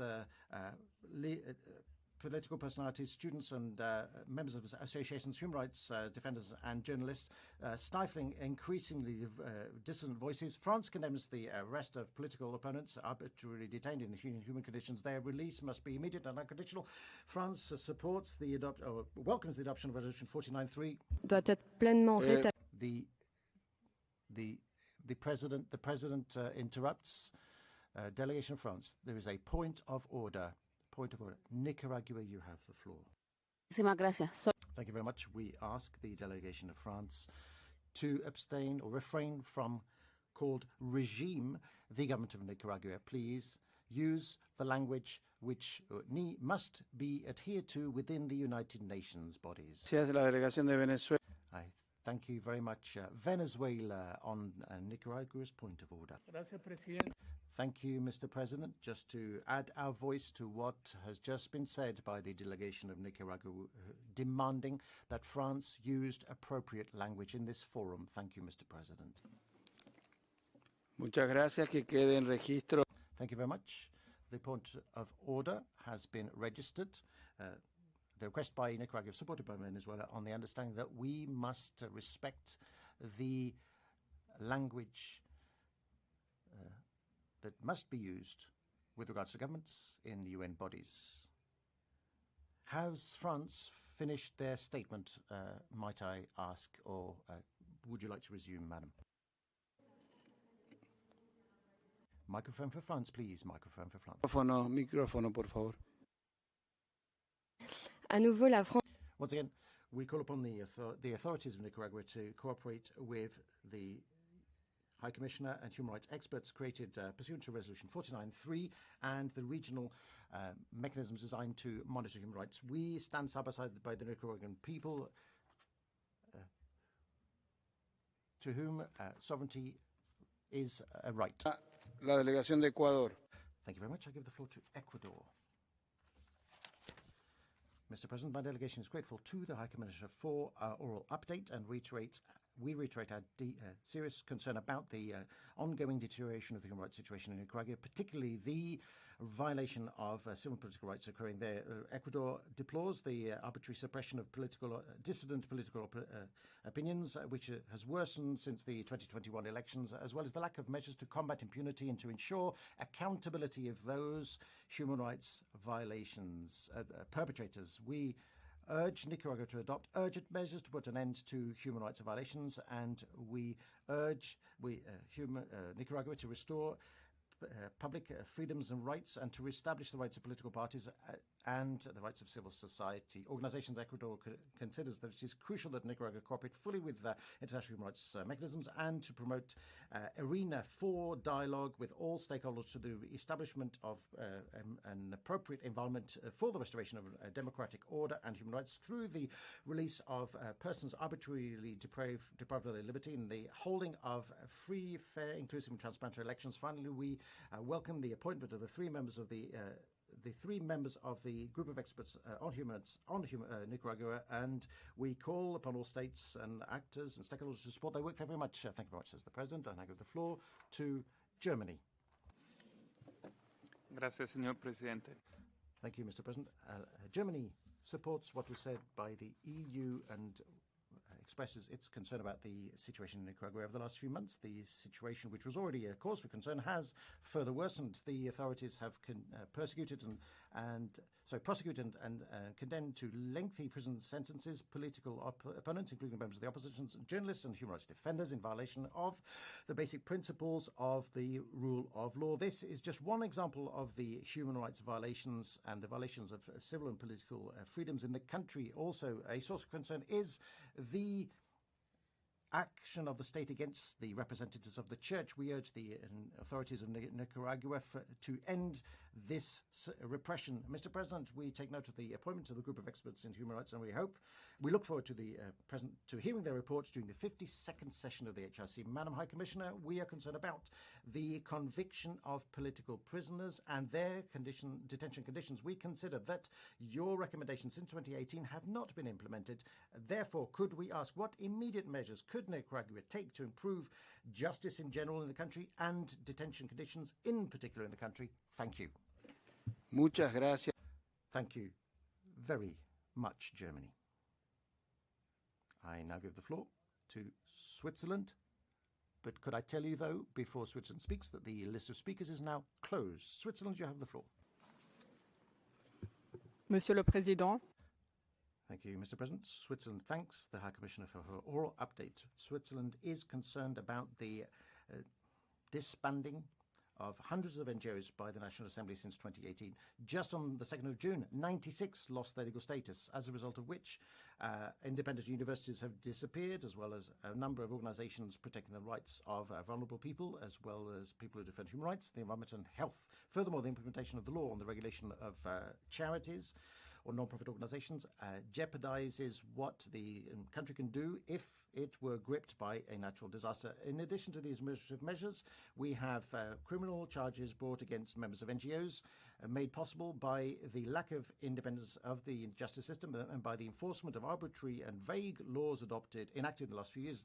Switzerland urges the Nicaragua to bring its laws in line with its international human rights obligations. Switzerland reiterates also its call for the country to immediately release persons arbitrarily detained. Switzerland welcomes the fact that the Human Rights Council has appreciated the scale of the human rights situation in the country by establishing in March a group of experts on the human rights in Nicaragua. We call upon the authorities to fully cooperate with this mechanism. Madam High Commissioner, question for you. How can the international community support the work of the group of experts on human rights in Nicaragua? I thank you. Merci. Je donne la parole à Luxembourg. Thank you very much. Luxembourg, you have the floor. Thank you, Mr. President. Luxembourg supports fully what was said by the European Union and thanks the High Commissioner for her oral update. Luxembourg shares the concerns expressed by their Commissioner, especially with regards to the ongoing shrinking of the civic space and the consequential suppression thereof of civil society. The scale of human rights violations has speeded up since 2020, including with the setting of a new law on money laundering, which designed solely to strengthen government control over opponents of society in general. The arrest and harassment and intimidation of journalists, human rights defenders and representatives of the opposition and civil society community is continuing to increase the ongoing existence of a judicial system totally controlled by the executive, as well as cruel and inhuman degrading practices in the detention of political prisoners going as far as torture are totally unacceptable. We call upon the authorities of Nicaragua to immediately release all prisoners detained on political grounds, and to ensure that all detainees have access to fair and transparent prosecutions respecting the rule of law. Madam High Commissioner, given the extremely difficult situation civil society is confronted with in Nicaragua, what are, according to you, the means the international community has to serve and support the NGOs and other representatives of civil society without exposing them to further suppression and repression? Thank you very much. Merci. Tiene la palabra. Thank you very much. I now give the floor to the Ambassador of Spain. Thank you very much, Mr. President. We are thankful to the High Commissioner for the oral update on the human rights situation in Nicaragua. We support what was said by the EU. Spain remains concerned, as follows with concern, the development of the human rights situation in Nicaragua, and this oral update is serious, and as a result of which Nicaragua must continue to be monitored. The General Act on the Regulation Control of Charities, adopted in April 2020, has increased pressure on independent organizations, at the same time hardening the rhetoric of the authorities. The cancellation of the legal personality of a number of charities so far this year has hampering the freedom of association and expression, and we urge the authorities of Nicaragua to reverse the situation immediately to facilitate the work of non-governmental organizations and independent organizations in the country. A year after the first detentions of political opponents, the suppression against dissident voices has not ended. The media and civil society and human rights defenders continue to be harassed. Spain demands that the Nicaraguan authorities release immediately the political prisoners, the cancellation of the judicial proceedings, the restitution of all the rights of the citizens, and the end of repression. The recommendations made by the High Commissioner have not been adhered to clarify and bring accountability for violations of 28. We urge the government of Nicaragua to carry out all the efforts necessary to abide by those recommendations. Thank you very much. Yes, tiene la palabra. Thank you very much. I give the floor to Colombia. Thank you, Mr. President. Colombia fully supports what was said by Costa Rica on behalf of a number of countries. We note with concern that once again more the information presented to this Council on the human rights situation in Nicaragua accounts for describes lack of cooperation by the Nicaraguan authorities with the UN human rights system. Colombia expresses its support to the group of experts on human rights in Nicaragua, whose work will contribute to ensure that the victims of serious human rights violations in Nicaragua that have occurred since 2018 can be clarified, can have access to truth and justice that which they're entitled to. Colombia advocates in favor of the immediate release of all political prisoners in Nicaragua. Thank you very much, Mr. President.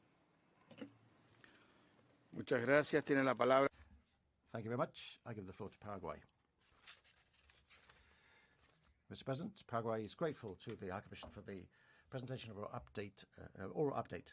We support what was said by Costa Rica on behalf of a number of countries. We deplore the political, social and human rights situation gripping Nicaragua, and we note with concern the ongoing existence of the shrinking of democratic space and the suspension of fundamental freedoms, as well as the ongoing persecution and harassment of opponents, as well as persons deprived of their liberty arbitrarily, and political prisoners. We urge once more the government of Nicaragua to promptly restore the rule of law, as well as for it to abide by its international human rights obligations, and especially to guarantee accountability, the search for truth and comprehensive reparation for victims of serious human rights violations in the country. Finally, we reiterate our appeal to Nicaragua, for Nicaragua to continue not only to engaging in a national dialogue, but also to remain open to the OHCHR and to other Human Rights Council mechanisms for them to be able to duly fulfill their mandates. Thank you very much. Muchas gracias. Thank you very much. I give the floor to Venezuela, speaking by video. Gracias, Presidente. Thank you, Mr. President. We deplore the fact that the oral update remains lacks information on what is happening in Nicaragua. The government of Nicaragua has proven reliably that it has democratic talent, as well as and it is determined to protect the human rights of its people. It has displayed achievement in all the areas, namely economic, social, and cultural, gender equality, and ensuring security for the inhabitants of Nicaragua. The homeland of Sandino has demonstrated its bravery before the imperial assault, and despite the UCMs imposed by the US, it continues to make progress towards a future imbued with greater equality and well-being for its people. Mr. President, there have been years now since there's been an attempt to destabilize the government of national unity. There have been interference designed to question the outcome of the elections of 2021, including the questioning of the sovereignty of that country and their right to organize elections. Venezuela is opposed to the manipulation of the discourse on human rights against Nicaragua and demands respect for the sovereignty and non-interference in domestic affairs of Nicaragua. My government reiterates once again its firm support to the kindred people of Nicaragua and the kindred government of Nicaragua. Thank you very much. Tiene la palabra. Thank you very much. I give the floor to Belgium. Gracias, señor presidente. Bélgica felicita a los recién nombrados miembros. Belgium welcomes the appointment of the members of the group of human rights experts on Nicaragua. In the light of the further degradation of the human rights situation in the country over the last few months, it is crucial for them to be able to immediately take up their mandate. We note the worst level of repression since the return of democracy in Nicaragua in 1990. A further increase of political detainees, 181 last April, the death in detention of former Sandinista leader Hugo Torres, and 164 NGOs that were banned by the government of Daniel Ortega. An all-out campaign against academic independence, free press, the Catholic Church, physicians daring to treat protesters, demonstrators, indigenous groups in the Caribbean region, and now also against artists, has been launched by these same authorities. No wonder no fewer than 16,000 Nicaraguan refugees were found at the border between Mexico and the United States in March 2022 alone. Our country adheres to the EU statement, and Borrell sees Nicaragua as one of the most repressive states on the planet currently. That's the EU's High Representative. Madam High Commissioner, given that the Nicaraguan justice system has been retooled into an instrument for human rights violations, would you recommend reliance on universal jurisdiction, as in the Belarusian case? And can you expand on how drug trafficking proceeds are feeding this repressive leadership and helping it to tighten screws further on its population's enjoyment of their rights? Thank you very much. Muchas gracias. Thank you very much, Belgium. Perú tiene la palabra. I give the floor to Peru. Thank you, Mr. President. Peru is grateful to the High Commissioner for her oral update, and we voice our concern about the human rights situation in Nicaragua. We support what was said by Costa Rica on behalf of a number of countries a few months ago. We deplore the recent measures implemented by the government restricting the operation of civil society and violates international obligations undertaken by Nicaragua. The Office of the High Commissioner for Human Rights has reported that since 2018, and at least 209 organizations have been closed, many of which work in the area of human rights, including the rights of women, the rights of indigenous peoples, and others who work in the area of education and development. We repeat our appeal for the immediate release of all persons arbitrarily detained and the release of political prisoners. We welcome the appointment of the 3 independent members of the recently created group of experts on human rights in Nicaragua. We urge everyone to cooperate with them to enable them to fulfill their mandate. We also urge Nicaragua to fully cooperate with the group of experts on the human rights, as well as with OHHR and the regional organizations that promote and protect human rights. We will be supporting all efforts to reestablish dialogue and understanding between Nicaraguans for the achievement of a peaceful and sustainable solution to the crisis and to restore respect for human rights and fundamental freedoms in Nicaragua. Thank you very much. Muchas gracias. Thank you very much. I give the floor to the Russian Federation.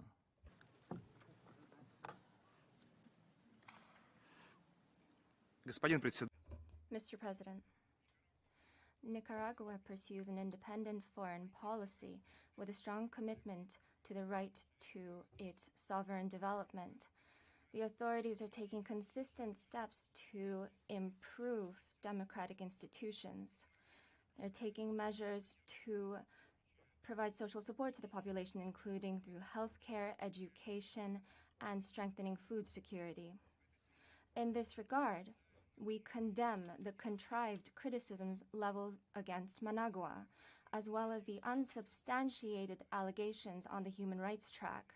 Western states, led by the USA, continue to demonize the Nicaraguan authorities, essentially interfering in the domestic affairs of this country.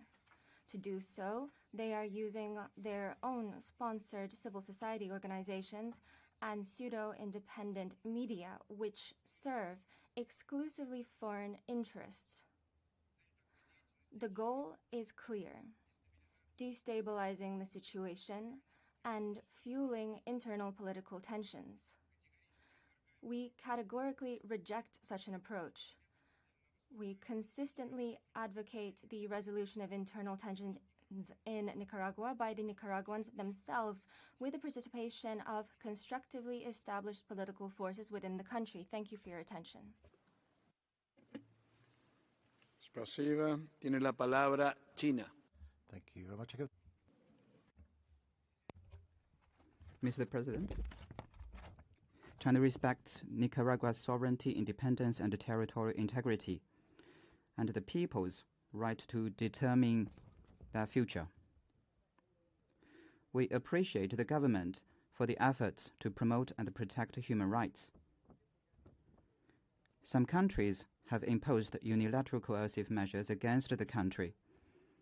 As a form of power politics and coercive diplomacy, they have gravely impeded the country's socio-economic development and its efforts to improve people's livelihood, undermine the rights of the people, and should be lifted immediately.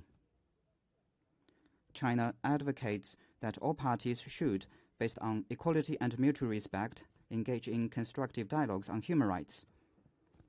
We oppose politicizing or instrumentalizing human rights, or using human rights as a pretext to interfere in the domestic affairs of other countries.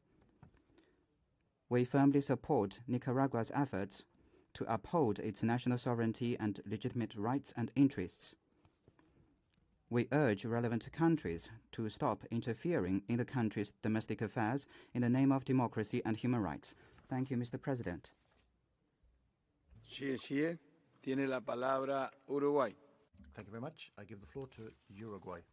Thank you, Mr. President. Uruguay is grateful to the High Commissioner for the update, the oral update on the human rights situation in Nicaragua. We deplore the fact that there is still an ongoing existence of serious and ongoing human rights violations in the country, especially civil and political, amounting to a clear sign there's a breakdown of the rule of law in Nicaragua, which the international community has noticed. In March, for example, the international community decided to establish a human rights mechanism to add to what the officer was already doing there. We reiterate our support to this group of experts and to the monitoring that the officers have been carrying out from Geneva or from the regional office in Panama, urging them to continue to keep the states informed on the human rights situation in Nicaragua. We deeply deplore the lack of political pluralism, as well as the persecution of political opponents, the frequent harassment of students and the media and human rights defenders, which are all amount to situations which are continuing to mushroom nationwide. At the same time, we are challenged by the lack of cooperation by the government with the Universal Human Rights Promotion and Protection System, as arises from the lack of implementation of the recommendations stemming from this council. Uruguay echoes the concern of the High Commission and her office with regards to a new act restricting further the work of civil society organizations forcing them to register and giving greater discretionary powers to the state to limit their work. In this respect, we condemn the closure since 2018 of at least 209 NGOs, of whom 137 this year. We recall that pluralism in civil society, as well the full exercise of human rights, including the rights to freedom of expression and association, are indicators that a democracy is in good health. Finally, Uruguay reiterates its appeal for an inclusive national dialogue, permitting the prompt restoration of the rule of law, as well as the immediate release of all political prisoners. Nicaragua must put an end to the persecution of journalists and the rest of civil society. Thank you very much. Those delegations, I would request delegations to keep to the speaking times granted to them. I now give the floor to the delegation of Chile. Señor Presidente. Mr. President, Madam High Commissioner, Chile is grateful to the High Commissioner for her oral update on the human rights situation in Nicaragua. We're grateful to the follow-up, the monitoring of the human rights situation in the country.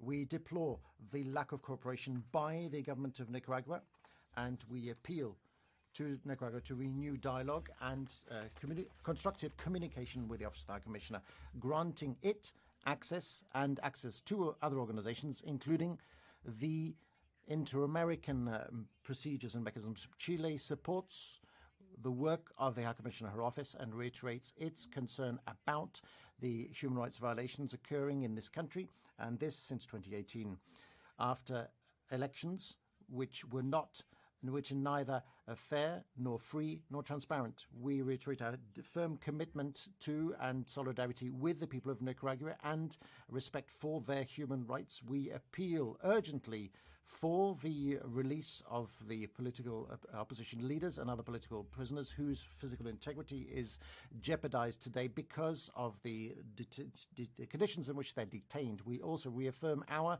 commitment to victims and to human rights defenders in their combat for justice, truth, and reparation. Finally, we welcome the creation of the group of experts on human rights in Nicaragua, and we appeal to all stakeholders to cooperate with this mechanism. Thank you very much. Muchas gracias. I thank you very much, Ambassador. I now give the floor to the DPRK. Thank you, Mr. President. The DPRK delegation believes that the human rights issues should be addressed in a way that promotes international cooperation and constructive dialogue on a fair and equal basis, taking into account the political, historical, social, religious, and cultural particularities of each country. Particularly, politically motivated pressure and biased approach is counterproductive that undermine the dialogue and cooperation for the genuine promotion and protection of human rights. The HRC or HCR should strictly observe the fundamental principles of respect for sovereignty and integral territory enshrined in the United Nations Charter, as well as the guiding principles in their work of impartiality, objectivity, non-politicization, non-selectivity, constructive dialogue and cooperation, remaining from taking any politically motivated measures that would lead to polarization in the Council. We reiterate our support to and solidarity with the Nicaraguan government in its strenuous efforts to preserve national stability and reconciliation and guarantee legitimate and democratic institutions acting through dialogue and cooperation with all relevant stakeholders. I thank you. Thank you. Tiene la palabra. I give the floor to Belarus.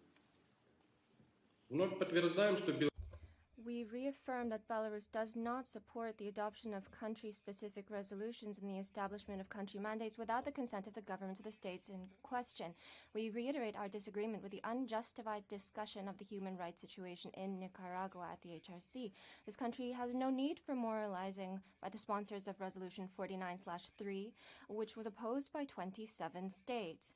We are confident that the sponsors of this resolution are simply manipulating the issue of Nicaragua as well as other artificially created country situations in order to distract the international community from the public consideration of their own systemic problems in the area of human rights. We do not recognize the OHCHR methodology of preparing reports based on so-called remote monitoring, and we question the credibility and reliability of the information on Nicaragua collected in this manner. Belarus has consistently encouraged the Council and OHCHR to refrain from establishing country-specific resolutions and mandates. We must recognize that they have never enjoyed and will never enjoy credibility. We urge the Council not to politicize the situation in Nicaragua and to ensure a genuine and effective dialogue with the government of this country. Gracias. Tiene la palabra. Thank you very much. Sri Lanka, you have the floor. President, the work of the Human Rights Council should be based on guiding principles enshrined in the General Assembly Resolution 60/251 and the IB package. We reiterate that any action to improve the human rights situation in a country should be guided by the accepted principles of mutual respect and cooperation based on the consent of the country concerned. We note Nicaragua's constructive engagement with UN human rights mechanisms, its commitment towards promoting the human rights of Nicaraguan people, including those related to sustainable development goals. Sri Lanka reiterates its principal position that principles of sovereign equality, respect for territorial integrity and non-interference should guide the work of the Council, and that human rights issues must be addressed through genuine dialogue. Thank you.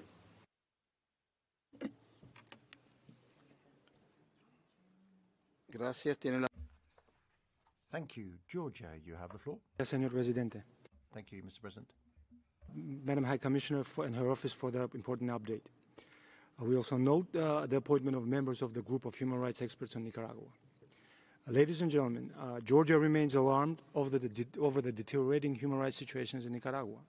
The escalating restrictions on civil and democratic space resulting in the repression and attacks on political actors and human rights defenders worsen the socio-political situation in the country. Of our latest concern is the new law on money laundering, which came into force in May and which further restricts the functioning of civil society, contrary to the country's human rights obligations. We also condemn the ongoing arbitrary detentions of political candidates, opposition leaders, and NGO representatives, as well as the latest expulsion of international, governmental, humanitarian, and non-governmental organizations from the country. Georgia stands by the people of Nicaragua, reiterates its support to their efforts for achieving peaceful solution to the country's socio-political crisis, and calls on the authorities to release all political prisoners. Thank you. Thank you. Tiene la palabra Bolivia. I give the floor to Bolivia. Thank you, Mr. President. Bolivia takes note of the information presented by the High Commissioner, and we'd like to greet her cordially. We recall that the HRC resolution have not enjoyed the unanimous support of the HAC in the country concerned, and in what Nicaragua said in the 49th session was not been considered properly. Bolivia considers that when matters of a country are dealt with, you need to work with the government, and we need to respect the sovereignty and self-determination of the country. We recall that any technical assistance provided by the Office of High Commissioner on a number of different areas connected to the promotion and protection of human rights must be provided at the request of the state concerned. Our work as members of the Council should avoid any attempt to politicization, selectivity, double standards as far as human rights are concerned. We reiterate our solidarity with the people of Nicaragua because of the negative effects on human rights of the economic sanctions imposed. We reject the imposition of UCMs, which run counter to international law. Bolivia advocates in favor of constructive dialogues led by the people of Nicaragua without interference of any kind. Thank you very much. Muchas gracias. Tiene la... Thank you very much. I give the floor to Argentina. Presidente, seguimos. Thank you, Mr. President. We read with concern the successive reports of the High Commissioner of Nicaragua accounting for laws adopted since 2018, unduly restricting civic and democratic space, detentions of political leaders, violations of due process guarantees, arbitrary detentions and harassment against human rights defenders, as well as journalists and lawyers. We share the human rights, to the High Commission's concern about a new law restricting further the operation of non-governmental organizations. We are alarmed about the fact that the office has told us that since 2018, at least 209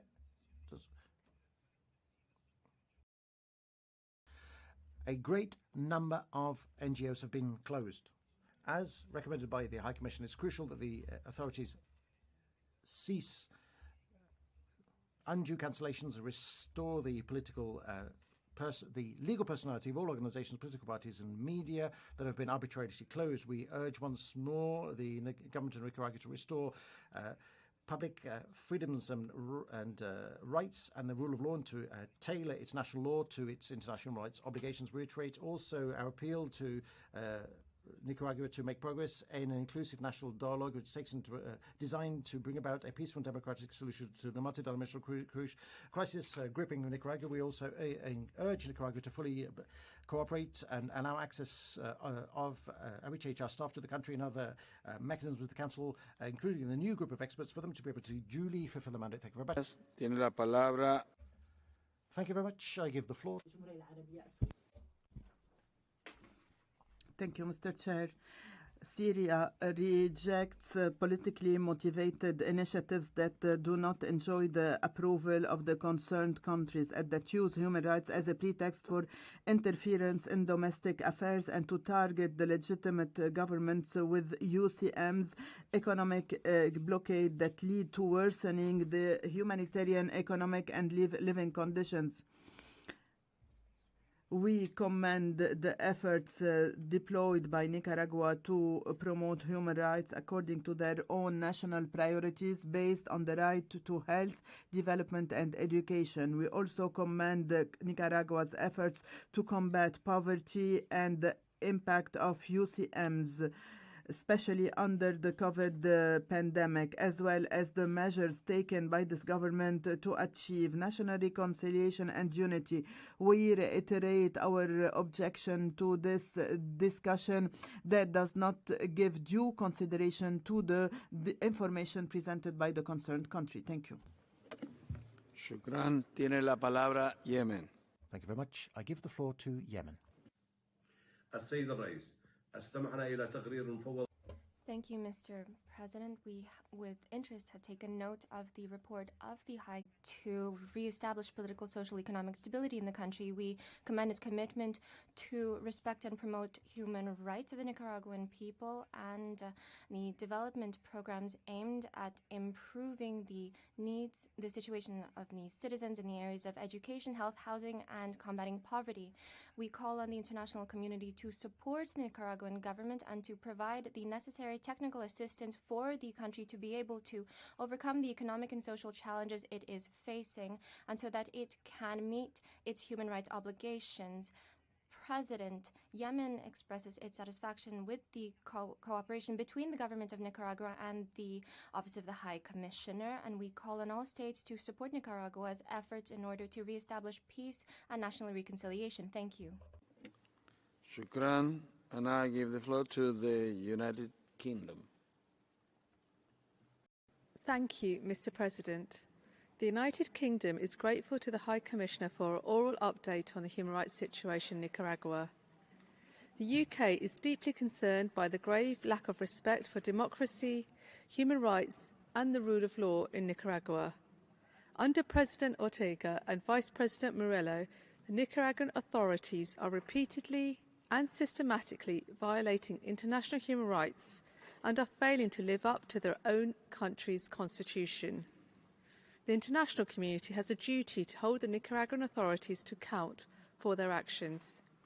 The United Kingdom condemns the Nicaraguan authorities' suppression of political freedoms and its attempts to silence its critics. We call for the unconditional and immediate release of all political prisoners and an end to the repression of the Nicaraguan people.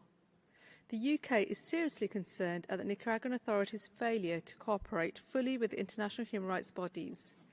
The UK urges the Nicaraguan authorities to allow the group of human rights experts on Nicaragua full and unfettered access. Madam High Commissioner, we would welcome your views on what more the international community can do to support and encourage the government of Nicaragua to fulfill its human rights obligations. Thank you. Thank you. Tiene la palabra Iran. I give the floor to Iran. Thank you, Mr. President. The Islamic Republic of Iran positively takes note of the determination and ongoing efforts of the government of Nicaragua to promote, protect, and safeguard the human rights of its people. We express our deep concern that the government and people of Nicaragua are suffering from the negative impacts of the unilateral coercive measures imposed by the United States, resulting in the violation of the fundamental rights of all sectors of the society of Nicaragua and exacerbating the situation in the country, especially for women, children, and people with special needs. All states should refrain from taking any measures against other states affecting their capacity to fulfill their responsibility to protect and promote human rights of its people. Mr. President, the Islamic Republic of Iran reiterates its long-standing position that the function of the OECHR and the Council in protecting and promotion of human rights should be guided by the constructive dialogue and cooperation in line with the principles of non-politicization, universality, objectivity, and non-selectivity, and taking into account the concerns of concerned states and their national particularities. In this context, sovereignty and the political independence of states must be respected fully in the consideration of the human rights issues. UPR and technical assistance and cooperation are the best mechanisms to assist the states to promote the human rights. I thank you, Mr. President.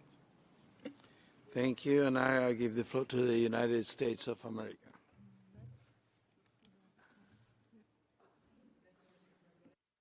Microphone, please. Thank you, Mr. President, and thank you, Madam High Commissioner, for your review of the situation in Nicaragua. The United States shares your concern that the regime continues to commit human rights abuses. Recently, the regime concluded a round of sham prosecutions of over 45 political opponents. The chair interrupts. The point of order. Nicaragua, tiene la palabra. Nicaragua, you have the floor. It is deplorable that we have to make another point of order and demand once again that the appropriate language, UN language, be used. We do not accept that anyone speak of the democratically elected government of Nicaragua as a regime. The President, we take note of Nicaragua's request and point of order. And I would like to reiterate what I said previously at the previous point of order. You can continue, please, U.S. Thank you. Concluded a round of sham prosecutions of over 45 political opponents, journalists, and human rights defenders, sentencing them to anywhere from 8 to 13 years in prison, and bringing the total number of political prisoners unjustly held by the authorities to over 180. We urge the immediate, unconditional release of all political prisoners. We exhort Nicaraguan authorities to end punitive treatment of these individuals, including isolation, deprivation of natural light and exercise, and to provide adequate medical care. The regime must cease their assault on Nicaragua's peaceful opposition, independent media, and academia, including the forced closure of over 200 non-governmental organizations and independent universities. We note that Nicaragua has chosen to withdraw its ambassador from the OAS. We urge Nicaragua to re-engage with the OAS and OHCHR to address existing human rights concerns and put in place conditions necessary for a return to democracy and the rule of law. What can member states do to support the newly established group of human rights experts, given the Ortega Murillo authorities' lack of engagement with OHCHR? I thank you. Thank you. Tiene la palabra. I give the floor to Eritrea. Thank you, Mr. President. The delegation of the State of Eritrea takes note of the report and the oral update. The monitoring of human rights situations through country-specific mandates has earned no dividend, and this practice has been maintained despite the continuous opposition by Nicaragua. We encourage the Office of the High Commissioner and the Council to devise mechanisms of genuine, objective, and constructive engagement based on the consent, mutual respect, and cooperation and needs of the government of Nicaragua. In this respect, both present and future engagement with the government of Nicaragua shall duly consider and respect its sovereignty, territorial integrity, and political independence, and also uphold the principle of non-interference in domestic affairs. We finally reiterate our consistent opposition to country-specific resolutions and mandates. I thank you. Thank you. Tiene la palabra. Thank you very much. I give the floor to New Zealand. President, New Zealand joins others in expressing alarm at the democratic backsliding and socio-political and human rights crisis in Nicaragua. We remain concerned at the restriction of civil and political rights, including rights to freedom of expression, association, peaceful assembly, and political participation, as reported by the High Commissioner. We are alarmed at the arbitrary detention of political prisoners. We urge the Nicaraguan government to ensure fair trials and release those arbitrarily imprisoned.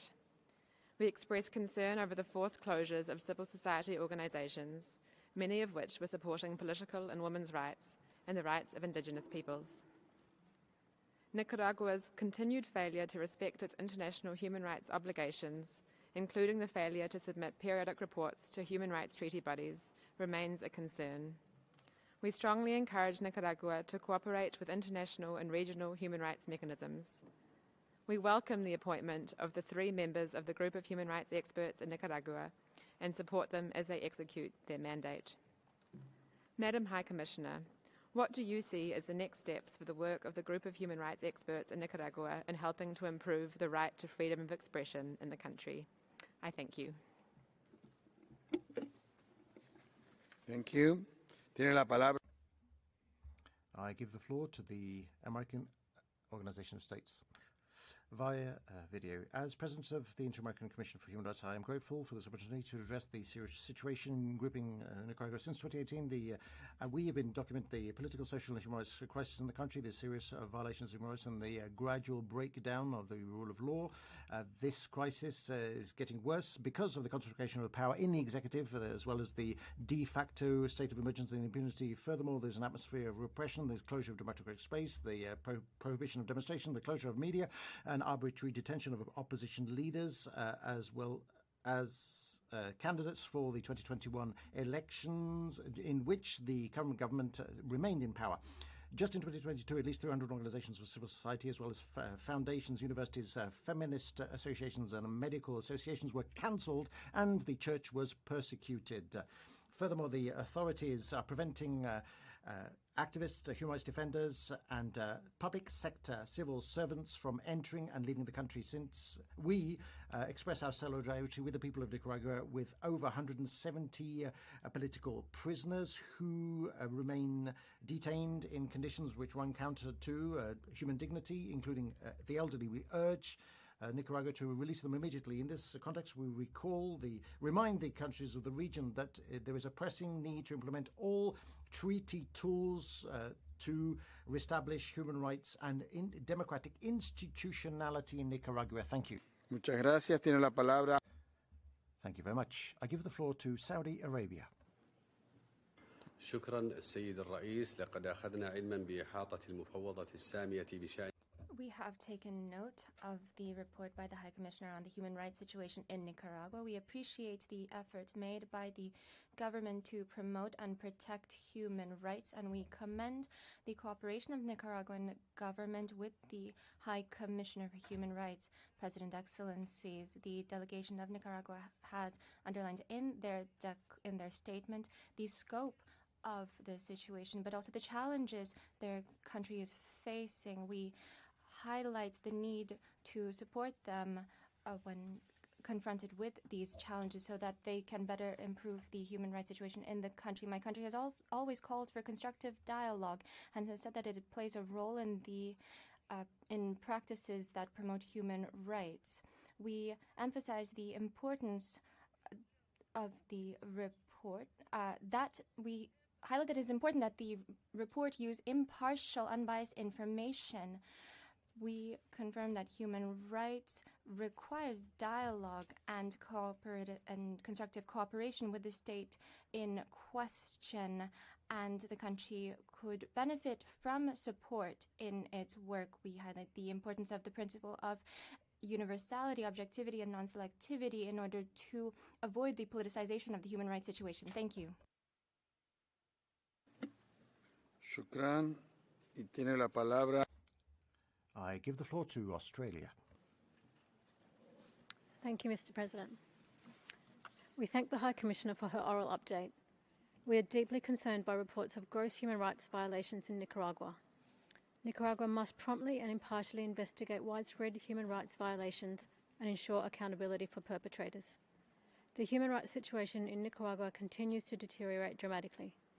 We are concerned by increasing reports of arbitrary detention of human rights defenders and journalists.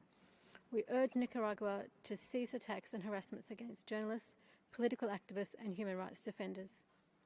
We are concerned by recently enacted laws that could be used to restrict the ability of Nicaraguans to participate in the political process. This is just one example of the erosion of the rule of a functioning civil society. We urge Nicaragua to engage with the international community and to avail itself of multilateral and regional technical assistance to assist with re-establishing dialogue and renewing trust in democracy. We ask how the international community can support Nicaragua to open political debate and engage civil society to build towards free, fair and credible elections. Thank you. Thank you. Ahora vamos a pasar. We're now going to move on to our list of non-governmental organizations and national human rights institutions. Center for Justice and International Law will be our first speaker by video. CIRIL is grateful to OHHR for the update of the human rights situation in Nicaragua.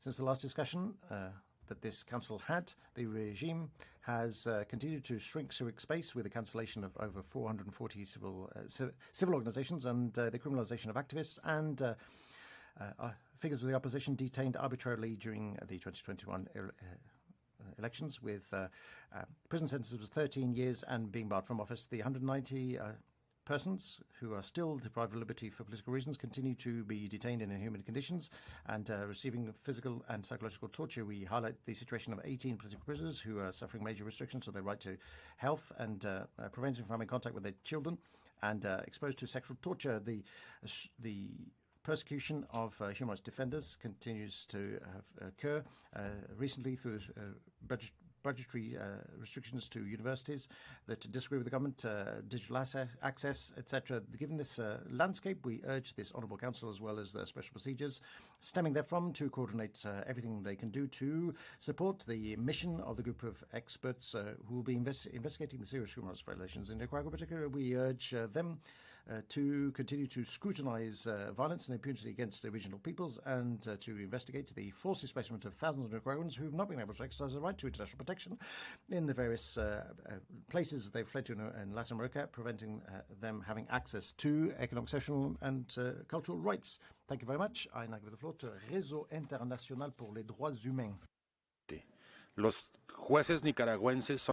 Judges in Nicaragua are majorly accomplices of arbitrariness and human rights violations in the country. There's no guarantee of independent trials. The political detainees have been sentenced and convicted and sentenced to strong penalties running counter to international human rights standards without any chance to defend themselves. Cases of physical and psychological torture have occurred in places of detention since 2018. There are many of them. They've been we have documented the active participation of state and parastate agents in many cases. In many cases, the torture has been gone hand in hand with sexual assault. The many violations of human rights reported are now met with total impunity, and that is why one of the key roles of the expert group created via 49.3 shall be to investigate what is being done to ensure that, because some of these violations could be categorized as crimes against humanity, the mechanism will also need to identify as clearly as possible the material authors, and those who have given the orders include the highest civil and military authorities who made it possible to drive forward this wave of atrocities perpetrated against the Nicaraguan people. Only if perpetrators are identified and convicted will democracy come back to Nicaragua. Thank you, Mr. President. Yes. Thank you. Right Livelihood Foundation, you have the floor. Right Livelihood thanks the High Commissioner and shares her concern. We are particularly alarmed by the situation affecting indigenous peoples and Afro-descendants in the Caribbean coast of Nicaragua. Since 2020, violence and land grabbing have drastically increased. Indigenous communities are suffering a humanitarian crisis due to forced displacement. Those who remain in their territories are subject to constant attack by illegal settlers. Just last month, a Misikito leader and his son were killed in the Tuiwapausa territory. The repeated calls from this council have been ignored by the Nicaraguan government, which instead continues to promote the cohabitation between terceros and indigenous peoples in breach of Law 445, thus facilitated conflict and violence. While perpetrators enjoy impunity, activists pay a high price for their human rights work, facing judicial persecution and imprisonment. Since January, a total of 199 civil society groups, including indigenous organizations, were liquidated by the government. Mr. President, the indigenous communities in the Caribbean coast of Nicaragua are facing a risk of ethnocide. We reiterate our call on the Council to ensure that the Nicaraguan government guarantees indigenous people's rights in accordance with its national and international obligations. The decision to establish the group of human rights experts on Nicaragua was an important first step. While wishing them all the success in fulfilling their mandate, we also urge them to ensure that particular attention is given to the abuses faced by indigenous communities and that accountability be provided. Thank you. Thank you. Tiene la palabra Civicus. I give the floor to Civicus. Thank you, Mr. President, and thank you, High Commissioner, for your update. The dismantling of Nicaragua's civil society continues unabated. In the past weeks alone, the Ortega government has used money laundering legislation and the foreign agents legislation to cancel the registration of nearly 200 organizations. A new general law on the regulation and control of non-profit organizations could prove a nail in the coffin for independent civil society, now effectively unable to continue their work. It makes it more difficult for NGOs to register, requires them to seek government approval for their activities, and impose new reporting constraints. Human rights defenders and opposition leaders continue to be persecuted. Yubrang Suazo, opposition leader and member of the Civic Alliance for Justice and Democracy, was detained on May 18th. Dozens of political prisoners were convicted in express trials between February and May. Since then, requests for appeal have been rejected. This is particularly concerning given ongoing ill treatment and torture of political prisoners, including human rights defender Maria Esperanza Sanchez. Women political prisoners who live with chronic or pre-existing health conditions have not received appropriate medical attention. Nicaragua's authorities have not hesitated to use legislation, policy, judicial harassment, and even acts of violence to attack HRDs and civil society. The establishment of the group of experts on Nicaragua is a significant and welcome step towards truth and accountability, and we ask the High Commissioner for concrete suggestions on how states can best support civil society on the ground operating under fear and violence. We thank you. Thank you. Tiene la palabra International. I give the floor to International Federation for Human Rights Leagues, FIDH. On behalf of CENID and FIDH, we welcome the establishment of the Human Rights Experts Group on Recovery and acknowledge the efforts of this Council to address the crisis, which is steadily worsening. Thus, the space for civil society is disappearing. To date, the legal personality of 363 civil associations and foundations was arbitrarily cancelled, which already amounts to 432 organizations outlawed since December 2018, including CENID, our organization. This generalized persecution, characteristic of a totalitarian state, encompasses all kinds of human rights, social and humanitarian organizations that meet different needs of Nicaraguans.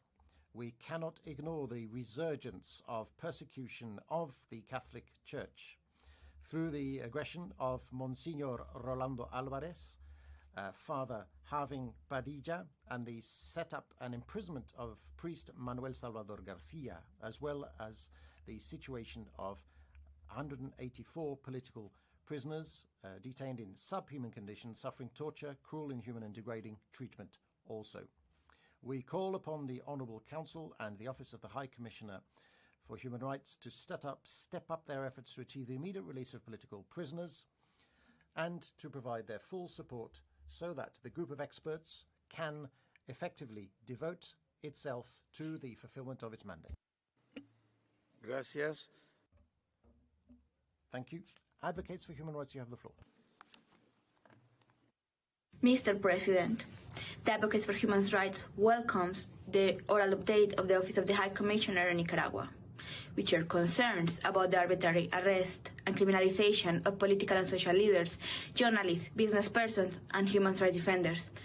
The advocate provides legal services to asylum seekers in the U.S. Clients who have been forced to flee human rights conditions in Nicaragua have shared first-hand accounts that corroborate these ongoing serious violations. Our clients have reported many instances of inhuman detention conditions and use of torture. They report that the government employs coercive tactics to silence public dissent, denying Nicaraguans the right to freedom of expression, association, assembly, and political participation. We also share the High Commissioner's concerns about the Nicaragua government using vague legislation against terrorism to justify arbitrary persecution of political opponents and civil society organizations. The advocates for human rights call upon the Human Rights Council to urge the Nicaragua government to end the repression and establish democratic institutions immediately, and the Council's group of human rights experts on Nicaragua to actively engage and include the Nicaraguan diaspora in their independent investigations and recommendations to be presented on the 52nd session. Thank you. Thank you. World Organization Against Torture. We're grateful for the oral update on the situation in Nicaragua and reiterate our concern about the torture and cruel treatment of political prisoners in the country. And we're particularly concerned about the health situation of the 12 women deprived of liberty for over a year. We deeply deplore the their extreme isolation, the lack of access to specialized and timely health care, deplorable detention conditions such as lack of sunlight and appropriate food and drinking water, and the fact that they cannot communicate with the outside world and their representatives and family members, as well as reprisals against them because they've been identified as opponents of the government. We emphasize that all need critical health care. In the case of Nidia Barbosa, Evelyn Pinto, Maria Sanchez, Esperanza Sanchez, their life is at risk. And we reiterate our request for the end of their criminalization as well as their immediate release. In the meantime, we urge the international community to monitor, respect, or to ensure that political prisoners who are detained receive physical integrity, and we appeal to the government not to employ cruel and human degrading treatment and to provide specialized and urgent medical attention, taken into consideration the fact that these detainees are women, they are of a certain age, and they need to receive visits and not be isolated. Thank you very much. International Service for Human Rights, you have the floor. Señora Alta Comisionada. Madam High Commissioner, at least 190 people are detained on political grounds in Nicaragua, including human rights defenders. The criminal justice system has been the repressive arm in charge of silencing the voices of those who want to speak against the government. The arbitrary detention continues to rise, and the government has demonstrated its determination to close civic space, restraining fundamental freedoms. Political prisoners are constantly subjected to cruel and degrading treatment in the form of physical and psychological torture designed to break them down. The detention conditions they live in without access to appropriate medicine or medical care put their lives at risk. They suffer from malnutrition, overcrowding, lack of light, lack of ventilation, and unhealthy conditions affecting their health. A number of situations with the subject of great number of interim measures of the Inter-American Court of Human Rights, and as well as the Inter-American Commission for Human Rights and Communications Special Procedure of the United States. However, the judicial authorities have alleged these resolutions are not binding and don't have to be implemented nationwide in Nicaragua, demonstrating the lack of political will of the state. Madam High Commissioner, what information can you provide on your exchanges with the government on the detention conditions documented by your office? What measures can the government of Nicaragua adopt to fulfill its international obligations? Thank you. Comisión Internacional de Thank you very much. International Commission of Jurists, ICJ, you have the floor. Mr. President, since the last session of the Council, the situation of human rights in Nicaragua has further deteriorated. Before and after November 2021 elections, hundreds of human rights defenders, journalists, and political activists have been threatened, prosecuted, unlawfully detained, and ill-treated. Some had to flee the country. Political parties, human rights organizations, and media outlets have been forced to close. In these conditions, any electoral process is necessary, unfair, and illegitimate. The ICJ deplores the breakdown of the rule of law and the exacerbation of impunity with respect to serious human rights violations in the country. As a 2021 Inter-American Commission on Human Rights report concluded, the concentration of power in the executive has enabled the use of terror and abuse by security forces and the repression of human rights. The ICJ welcomes the establishment by this Council of a group of human rights experts on Nicaragua and calls on the authorities in Nicaragua and other parties to lend them more support and collaboration in investigating human rights violations. The persecution of journalists, political opponents, and human rights defenders must cease. Responsible authorities must act to ensure accountability for human rights violations and to provide access to effective remedy and reparation to victims. I thank you. Gracias. Thank you very much. Our last speaker, Association for the Defense of Human Rights and Democratic Claims. You have the floor, ADC. Thank you. Mrs. High Commissioner, while it is gratifying that civil society is granted the possibility of an interactive dialogue with you on Nicaragua, it is regrettable that this cannot be said with regard to another country for which the report in this session of Council will be presented under Item 2. It is of great concern for those of us who are in close contact with victims and witnesses to read about the treatment in Nicaraguan prisons of both arbitrarily and lawfully imprisoned persons, which amounts to violation of the Nelson Mandela rules and, in the case of female detainees, the Bangkok rules. We are also concerned about the increase in cases of femicide in Nicaragua and the continued total ban of abortion, even in medically dangerous pregnancies. The fact that Nicaraguan legislation punishes the killing of a woman and a woman's resort to abortion with the same 30-year prison sentence is revealing and only serves to legitimize and increase discrimination and violence against women. Mrs. High Commissioner, in your previous report, you recommended that Nicaragua amend its general prohibition on abortion in the penal code. Has the Nicaraguan government improved its cooperation with your office to the degree that we will soon witness the implementation of your recommendation in the country?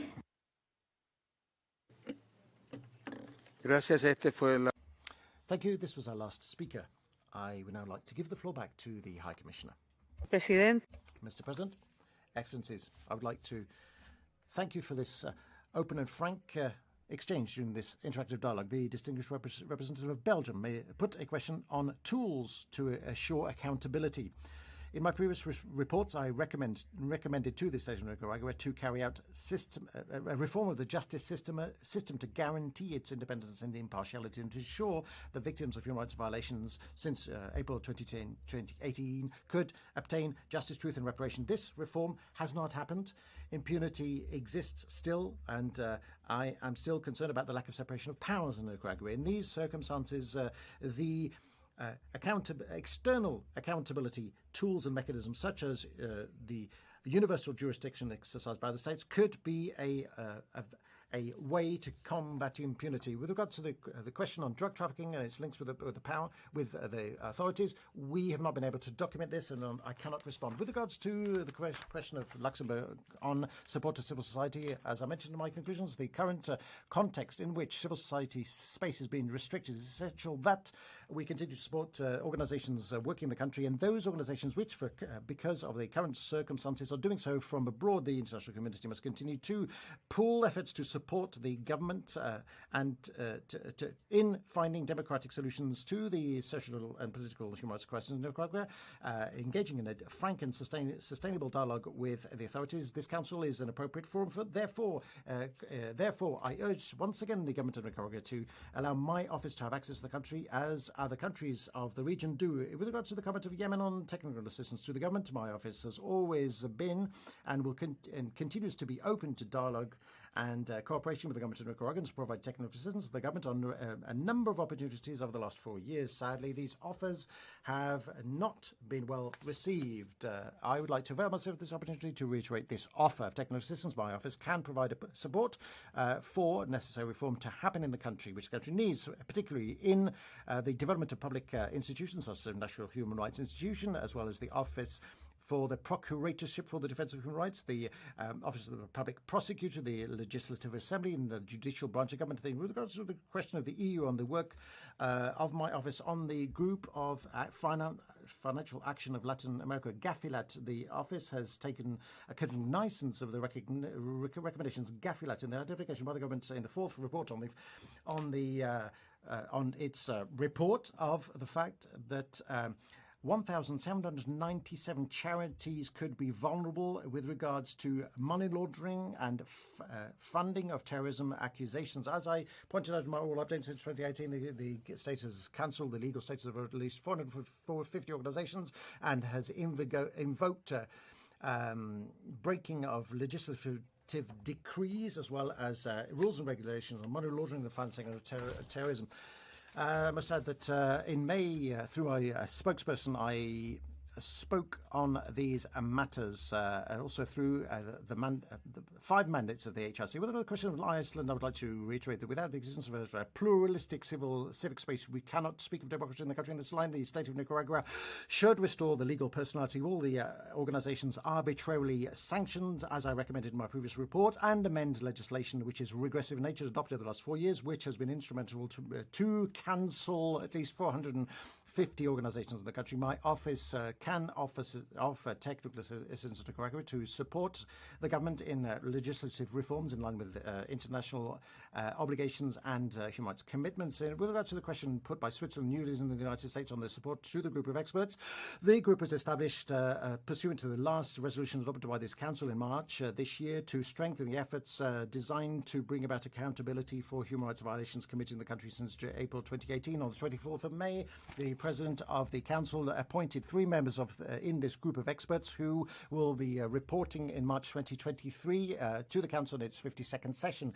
The group of experts will have a 1-year mandate and its work will be supported by Secretariat, which will work from Panama. The mandate granted to this group is independent and complementary to that granted to my office to monitor and report on the human rights situation in Nicaragua. I invite the international community to cooperate with this group of experts, as they are already doing with my office. In relation to the question put by Germany on namely what, and International Service for Human Rights, on what measures Nicaragua should take to improve justice and detention conditions, I urge the authorities to urgently guarantee the release of all persons detained arbitrarily and guarantee their physical and mental integrity while they're in detention. In relation to the judicial system, as I mentioned in my conclusions and recommended in my reports to this council, I urge the government of Nicaragua to carry out legal and institutional reforms necessary to guarantee the rule of law and the independence of the branches of government.